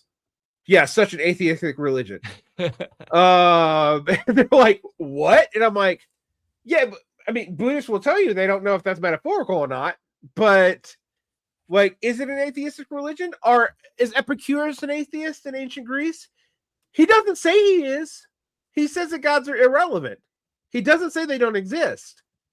Like, and moderns just take that to mean he must mean they don't exist. And I'm like, why do you assume that? Like, that's not what he says. I think that people cannot conceive of the world in different terms. Like, if you watch a movie set in the 16th century, you're watching like a 20th century version of what they might have dealt with. Like, you very, very often, let me say it like this, you very rarely actually conceptualize the world in the terms that they're being conceptualized, in the time that you're talking about. Like, when you watch this movie about with the Sofia Coppola, the Marie Antoinette movie. Oh, that movie it's about the 20th century with costumes. It has nothing to do with the world that Marie Antoinette actually inhabited. I talked to Stefan over at Philosophy for the People at TIR, This is Revolution, and we were talking about the frustrating thing with people like Brandon Sanderson or even George R.R. Martin, who talk about, you know, on one hand, I do believe there's a continuity of humanity, even if we were to go and find like people in caves. On the other hand, their frameworks for understanding themselves are radically different. And I can tell you this because this stuff has changed in my lifetime. There are categories of people, I mean, Ian Huygens talks about this, that are socially constructed that exist now, that name things that are real. But if you talk about them even as early as the 1950s, you are being anachronistic because those categories didn't exist and those traits would have been explained a different way. And that does have a feedback effect on the way we conceptualize ourselves. Like, I think it might just be that this is uncomfortable for people to recognize just how out of that they don't have they need to be grounded in some way. Right. And but I also think that we tend to simplify to the point of changing the points, changing the subject. I think this is most obvious why I make all these points about Plato and Plato's like theology and esotericism that we know about, but we don't know what it is. And I've said, like, you cannot be a Platonist today. There is no way for you to be a Platonist in lines of Plato when he was alive today. Like, you can be a Platonist since you come out of a Platonic tradition. Maybe a mathematical Platonist because you believe numbers are real somehow that you can't explain. Whatever, right? But you cannot be a Platonist in the way Plato was a Platonist. It is not possible. All right. It is not because there is some fundamental gap between Plato as a human and you as a human. You would understand each other if you tried to, but the frameworks of which you communicate, classify, and build norms are so foreign to each other that there's just stuff about why Plato thought that forms existed because he thought that forms were implied by geometry and that geometry is how you do logic, which also implies things like that all knowledge pre-exists our experience of life.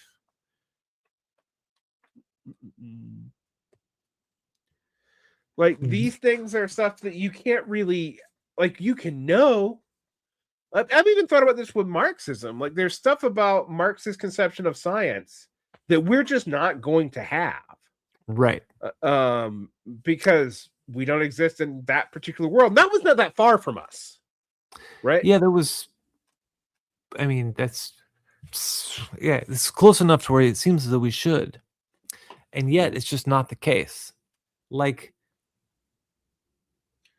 I've even thought about, like, you watch a show like I don't know why I'm hung up on TV shows right now, but you watch a show like Boardwalk Empire, and you really just try to immerse yourself in that world and try to understand the lives that the characters are living, what it was like immediately post World War One. And if you're really honest with yourself, even that, which is not that long ago, even that is a little bit outside of our ability to conceptualize. That even that is too much of a different world to really understand. I think the reason why leftists are uncomfortable with this is they think this undoes universalism, right? And I'm like, no, the basic material, like, I do believe that there is something like what Marx might call pulling from Feuerbach and has a species being, that what it is to be human. I don't know that it is unique to humans the way that Marx thinks, but, you know, there's a spectrum, just like there's probably a spectrum of consciousness, et cetera, et cetera, et cetera. But I, for example, can know that a dog thinks like me, that there is some universality between me and a dog. But I cannot know what it means, right, to be a dog. And so when we talk about these cultural frameworks and variations, I if you've even traveled to other cultures, you see that, like, oh yeah, the basic thing that makes us human, the base impulses are basically the same, but how we conceptualize them and what they mean and the feedback loops that emerge from that are radically different. Like, I think about Koreans and Americans in the workplace when I lived in Korea, the Republic of Korea, perceived each other as lazy because Koreans showed loyalty to work by staying longer, and Americans showed loyalty to work by being more productive while they were there. Right. And there's been stuff about like how despite all of the amazing innovations that you see out of Korea, Korean workplaces are not particularly efficient because of this trait, blah blah blah. And I'm just like, even capitalism doesn't fully melt these things down.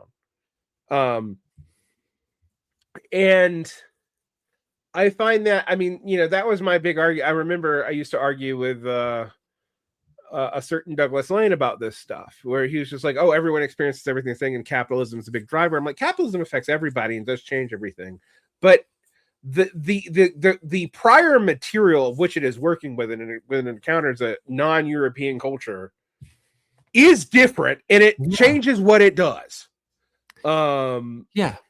Incidentally, that's the kernel, the rational kernel, and the reason why I feel like there's something to this book that we're reading right now. When he talks about Dasein and he talks about civilization, there's something to all of that because of how much different our experiences might be from one, given civilizational experience to another. Well, this this actually brings in a fundamental tension that, for example, we're supposed to deal with in internationalism and Marxism. When I always talk about nationalism as like the weird problem of Marxism, but where it comes from is this assumption: one, that nationalities exist because they have material reasons for exist. Marx even had like a biological geographical reason for believing it exists, so we don't have. Like, Marx's writings on race are progressive for the century they're in mostly, but we would find them horribly racist. Yeah. Luckily, he doesn't focus that much on that at all. But it is in there, in his letters in particular.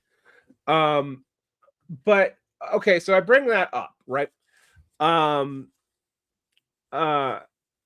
point is, when we think about like the way we conceive of these social distinctions, even today, when you have countries that share a language, the racial conceptions between two people who share a culture, who we are from that culture, but what racial terminology means in the United States and in Canada and the settler English colonies versus what it means in England itself is different. Yeah. Even when they use American categories to talk about it. Like, that's exactly right. And people are like, oh, are you saying that I'm like, there's a tension between the universal and particular that you can't do away with. It doesn't mean we abandon universalism. And that was why I think internationalism versus cosmopolitanism was pushed by Marx, because it's trying to deal with a universal subject. The working class has no country, but also the working class exists in nations that clearly have some cultural, social, reproductive status that actually does affect even the way you organize capitalism and prior modes of production. And Marx is aware of that. I mean, that's the reason why I really want people to read Otto Bauer. Yes, that's why you're a Bauer in. Yeah. Which is why I say we're not going to get rid of, like, I don't really believe in essential national characters, but I do actually believe that, like, yes, people who share a language and a history, like, do sort of think about things differently than people who share a different language and history. And I say that because I've lived in places that didn't speak English. Yeah. Like, I mean, I think that's to put it very simply, that's the reason why the Soviet Union is actually not one country. Right. It's a series of republics that have fundamentally, even just modern Russia today, the Russian Federation. However, whatever the problems are, it is the case that there are autonomous republics within the Russian Federation. Right. Because they're not the same. If you grow up in Novgorod, it's different than if you grow up in can't think of the capital of Chechnya. Oh yeah, it's different. Grozny. Yeah, Grozny. Yeah. I mean, arguably, even though it's been flattened out. And I always have people from Britain say, "Oh, I don't understand the subtle. I don't think America has like different cultures." And I'm like, that's because you experience it on the commercial end, in which our commercial culture is remarkably standardized. But if Yeah. you grow up in Georgia and you move to Utah and then you move to Pennsylvania and then you move to Seattle, you do experience that there are massive differences. Yeah. And that there are also things like, I, having lived in Canada, can tell you people in Ontario are closer to people in Michigan than I am from Georgia to people in Michigan. Yeah. It's funny. I used to have this kind of perennial, this discussion, this debate with comrades in, I'll just say on the West Coast. They were like, you don't know, America's the same everywhere. I said, no, yeah, it's not. Because the television and commercial culture is yours. Yeah. It's not, people in Oklahoma City don't live like you. They don't think like you. They don't talk like you. But they do watch the TV shows where people live and talk and think like you. Right. You are the cultural hegemon. You are the core to our periphery. So of course you don't realize that we're different from you dumb shits. Like, I have this problem with New Yorkers too. So like, I love New York, guys. I really do. But like, there have been times where I'm like, no, we don't think like you. We don't talk like you. We don't organize our cities like you do. And we find it maddening that you can talk like you're the number, like you know the world and you haven't left your fucking borough. I mean, we don't feel like you. Yeah. Even. And actually, all of that is partially, at least, what Dugin means by Dasein. Right. Well, what Heidegger means by Dugin meaning by Dasein. Yeah. The thing is, I don't think Dasein actually solves the problem. Like, I think we have to deal with the fact that we will always exist in a world where there is a necessary tension that we are constantly sublating between the particular and the universal. And I mean that very particularly. For example, I talk about this. I used to teach a bunch of African students who moved to America, and they would go listen to early BLM speakers. This is pre George Floyd, but after it had been gone through the universities, talk about like Black culture. But they'd say like, oh, there's no white culture. There's different white nationalities. And my African students would be like, there's no Black culture either. They were really happy about the celebrations of Africa, but then they're like, oh, but we're all just Black. And like, no, we're not. Like, yeah, you know who else was just Black? The Hutus and the Tutsi. And right. They found enough. They found a difference enough. I don't know that. Why was there the Biafra wars in Nigeria? Or like, why are there countries in Africa? Like, and why are there tensions within those countries? Because those countries were not drawn on lines based on cultural markers either. They were drawn on European colonial lines. And the tensions around that is that, I talk about Chinua Achebe saying that, like, we do decolonization, but we cannot truly, totally decolonize ourselves because there's no way to go back and have any unity, because even the idea of a nation is not an idea indigenous to here. Yeah, that's right. And I think that's, that tension is recognized in the fact that when you change context, I'll give you another example. I always pointed this out to people. What is the word for Asia in Asia? It depends, I guess, on the depends language. On the culture, but in most of them it's Asia, which comes from Latin. Why? Because there's no concept of it. Right. In these countries, like in these cultures. And they have also been trying to build synthetic, civic, and also blood nationalisms. And this is something that my friend Jim Balajuan points out. Usually the civic nationalism, people assume civic nationalism emerges when blood nationalism has to expand. But historically, it's actually not true. Civic nationalism tends to emerge first, and blood nationalism tends to be a myth of which to justify it. Like, the idea that the Germans of the Homan Roman Empire all share a German race is kind of ludicrous. Yeah. They share a language, kind of. Not even. They share a language family, really, that was unified by, High German winning the battle in what we translated the Bible into. And I think this is something that Marxists really do. Like when people say, "Oh, we just need universalism," I agree. We need universalism. I do agree that there's got to be a ground basis of a universal project that's even beyond civilizations. But if you don't acknowledge that there's elements of that are particular, and if you try to just erase them, you are basically being some kind of eliminationist. Yeah. If not an imperialist.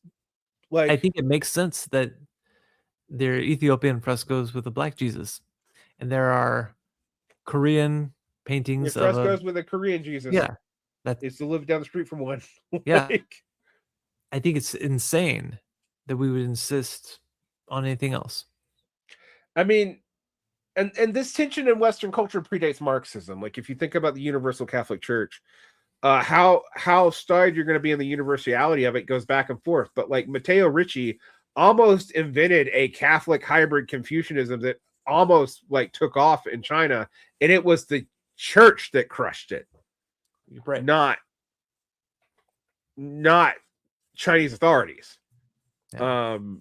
You were living in a very different world if Christendom includes Confucian thinking. There's a book by what's his name? He's mostly known for the Red Mars trilogy. Robinson. Stanley Taylor Robinson, yeah. Where he imagines what had happened if the Mongols had stayed Buddhist and then brought Buddhism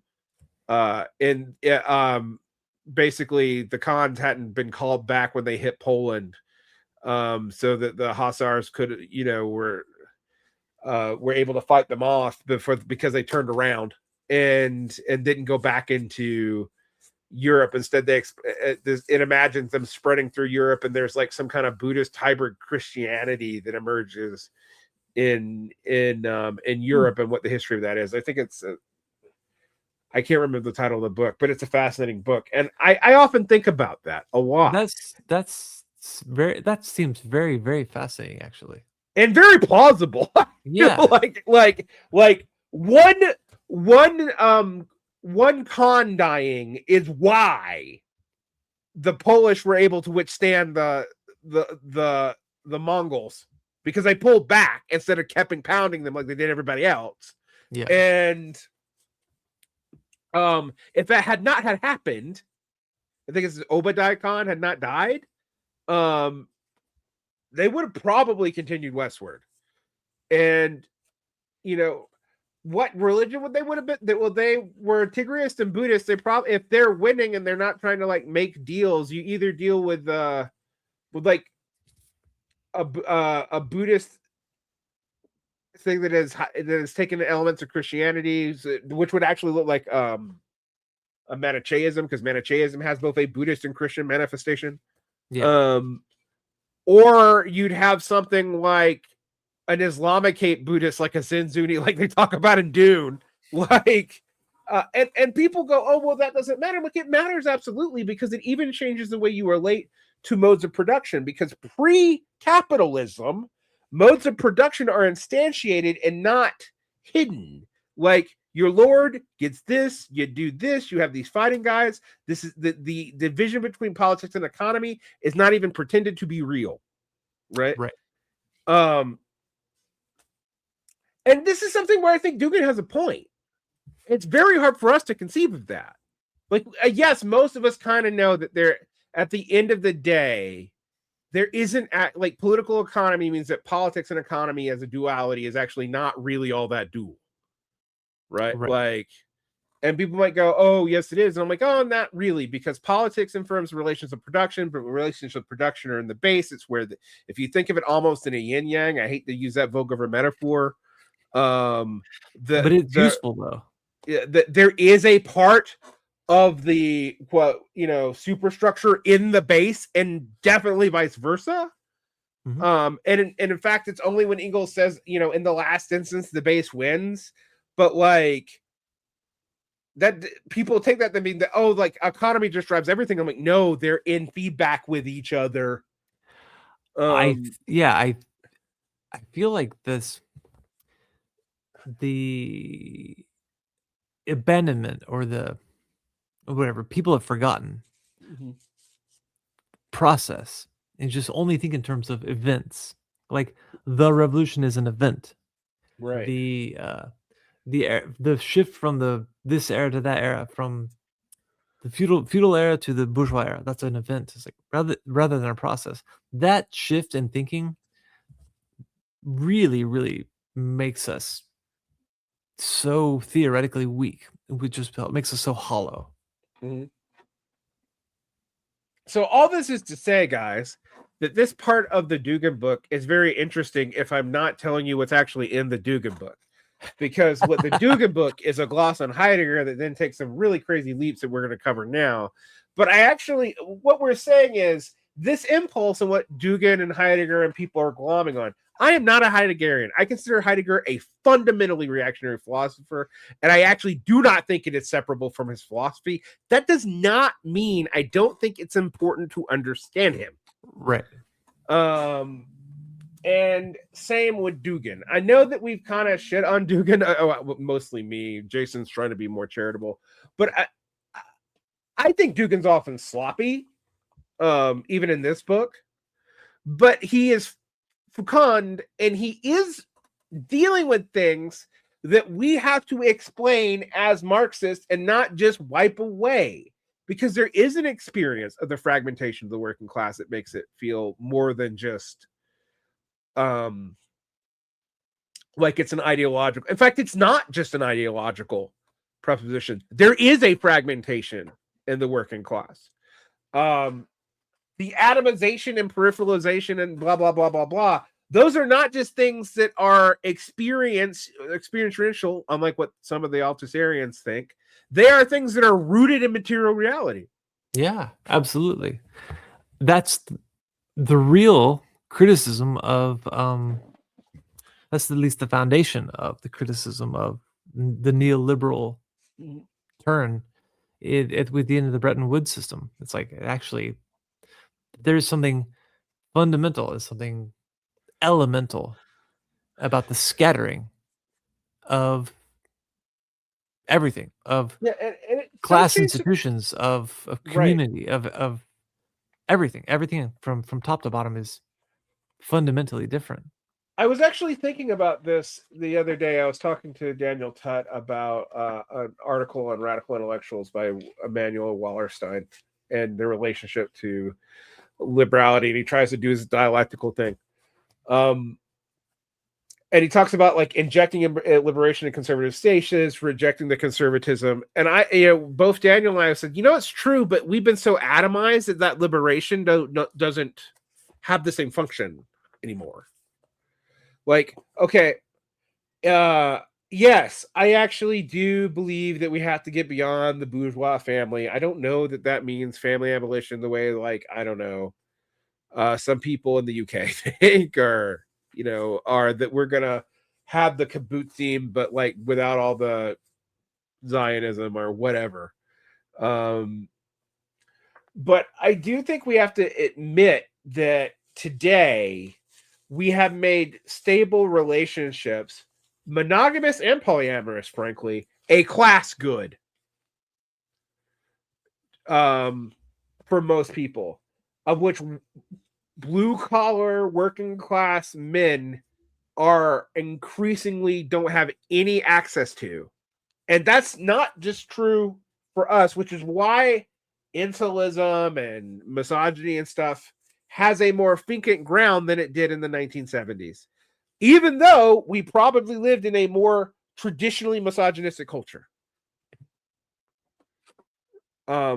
This is not me saying that we need to like return to some traditional notion of the family. I actually am agnostic about how families should take shape and what they should be, and all these things.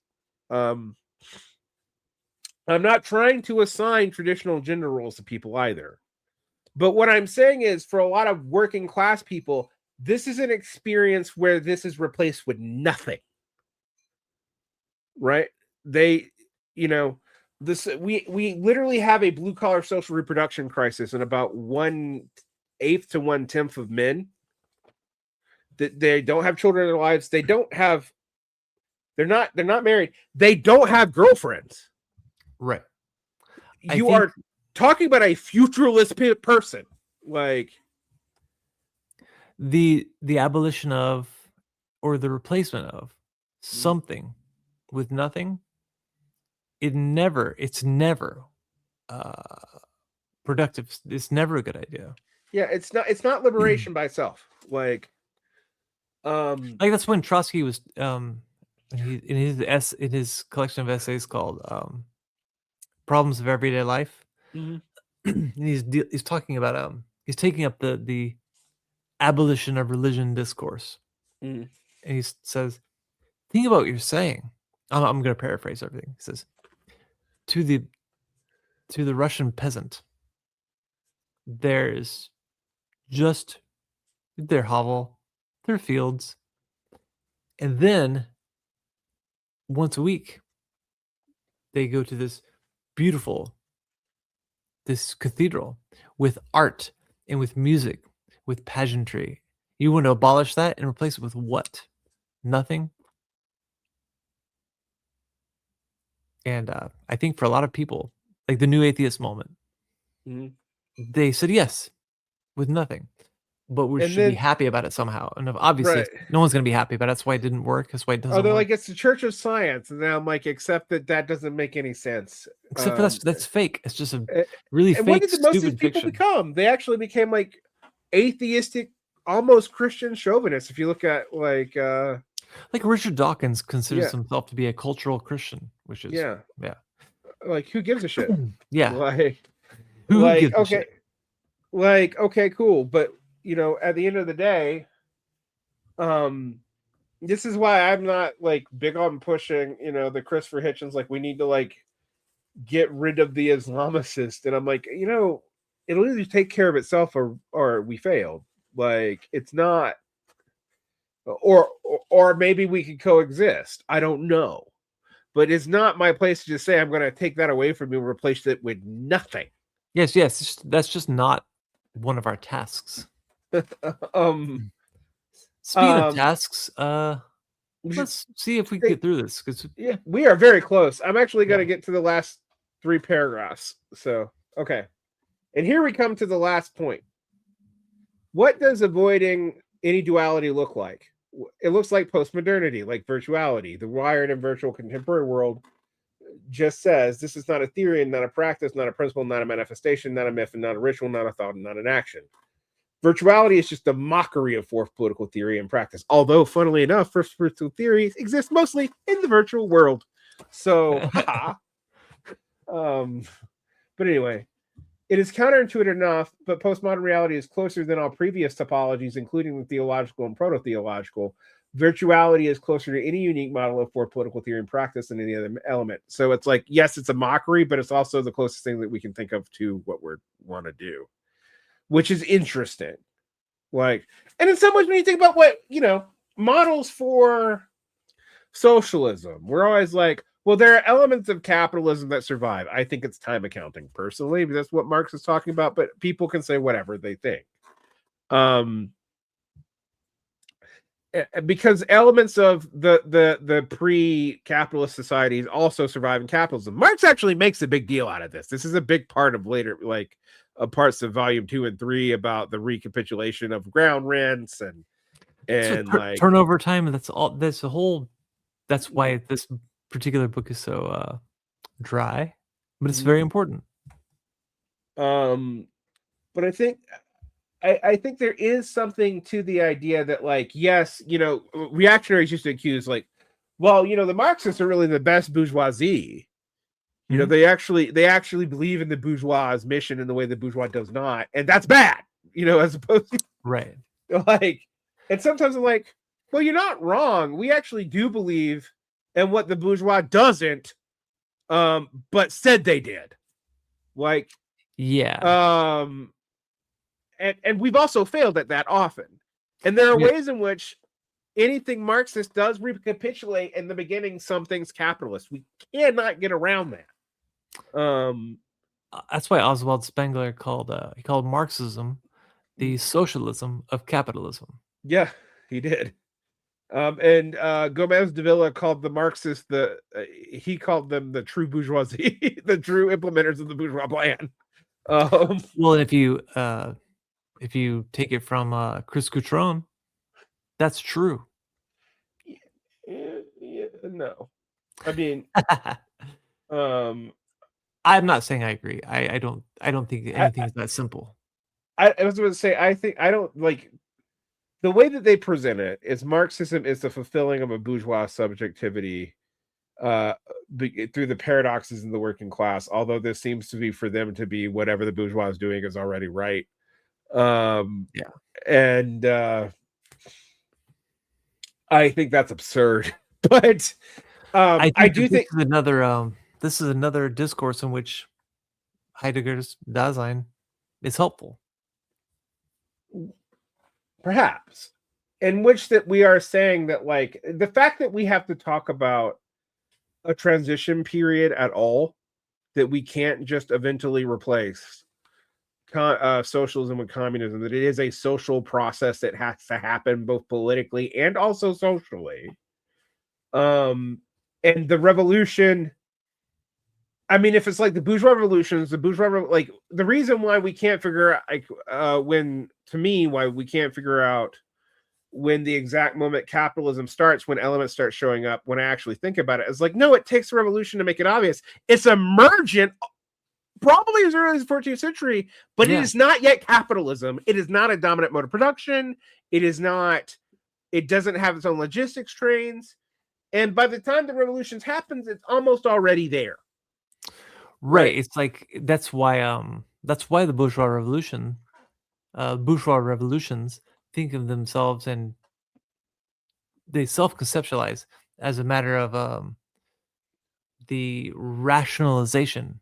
It's when they say this is just self-evident, because to them it is, because they're already living like 80 to 90% of the way. They're just trying to get that last way. They're just trying to clear the way and finish the process of basically of modernity. That's why what is it called? It doesn't matter. Just yes, that's the French revolutionaries in particular. They saw themselves as like clearing away all these vestiges of feudalism that were already not rational in the society that they lived. Right, which is why they emerged in the first place, which is why these revolutions were even possible. Exactly. I mean,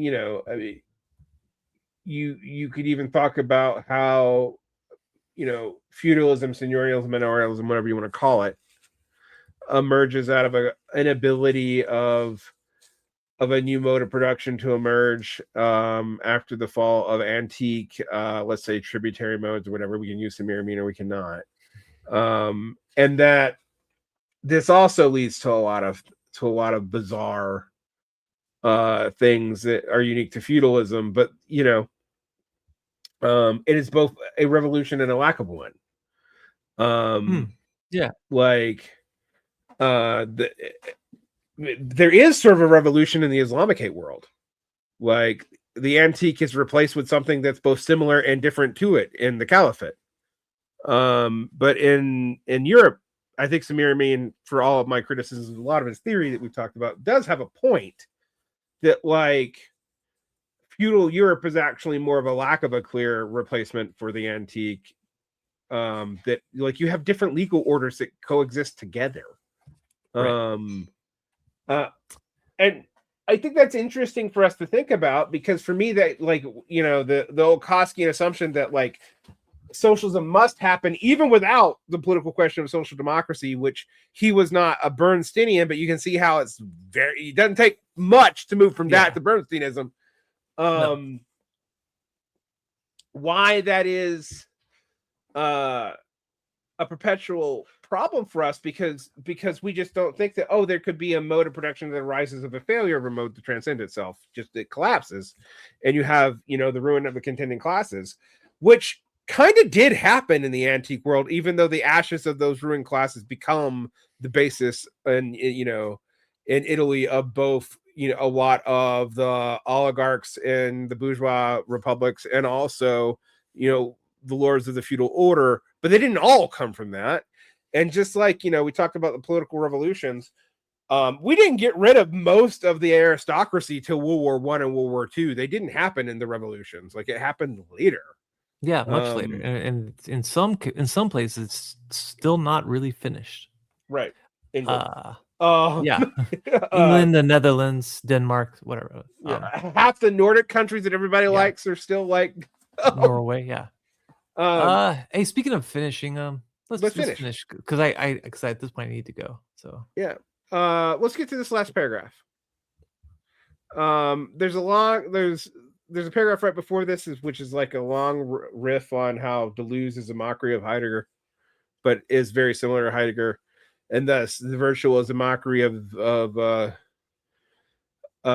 just like the virtue is a mockery of the fourth political theory, but similar to fourth political theory, but we can't say what the fourth political theory is. But anyway, I'll get to this stuff here. The end times and the eschatological meaning of politics will not realize themselves on their own. We will wait for the end in vain. The end will never come if we wait for it, and it will never come if we do not. This is essential because history, time, and reality have a special strangeness to avoid Judgment Day, or rather, they have a special strategy of revisionary maneuver that will create the impression that everyone has to come to realization and understanding. This is a huge arsenal of Heidegger's "noch nicht," or eternal not yet. If the fourth political theory is not able to realize the end times, then it would be invalid. The end days should come, but it will not come by itself. This is a task. It is not a certainty. It is an act of metaphysics. It is a practice. It is a potential and rational solution to the enigmatic layers that are discovered while talking about fourth political practice, which is basically, it'll happen when it happens. And I as much as I would like to make fun of this, this does remind me of like Lukács's talk about totality in history and class consciousness, which actually does have the same character. Like, we will know when the workers have achieved revolution because the revolution would have happened, and we will know it because the workers have achieved it. Like, and that will instigate a change in the entire totality of social existence. And I both found that a cop out there too, but I do think there's a way in which, like, well, that is what we're talking about. We are talking about a process tied to an event. But if we just wait for the event to happen, it'll never happen. And if we try to force it to happen, like immediately, voluntaristically, it also won't happen. Yet somehow it must happen. I mean, that was essentially Lenin's critique of the Russian populist tradition. The reason why the Marxists are not Narodniks is because history is a process, yes, and sometimes history needs a push, but you can't necessarily skip the process itself. So I'm just going to tell people, even though we are only 70% through the book, we are actually almost done with the main chapters. We have 2 more left in the Arktos translation. We have Gender and Fourth Political Theory, which I'm sure is going to be fun. Yeah. It's funny, he actually calls Lukács a neo-Marxist, and I'm like, how is Lukács a neo-Marxist? Lukács is writing in the 20s. Lukács is a member of the Communist Party. He was a figure in the Soviet Hungarian government. He's very much not, he's not post anything. Right. And then we have 14 against the postmodern world, which again, he doesn't mention Evola much outright, but he mentions Evola a lot in indirect reference. And then we are done with the main text. There's a couple of appendices.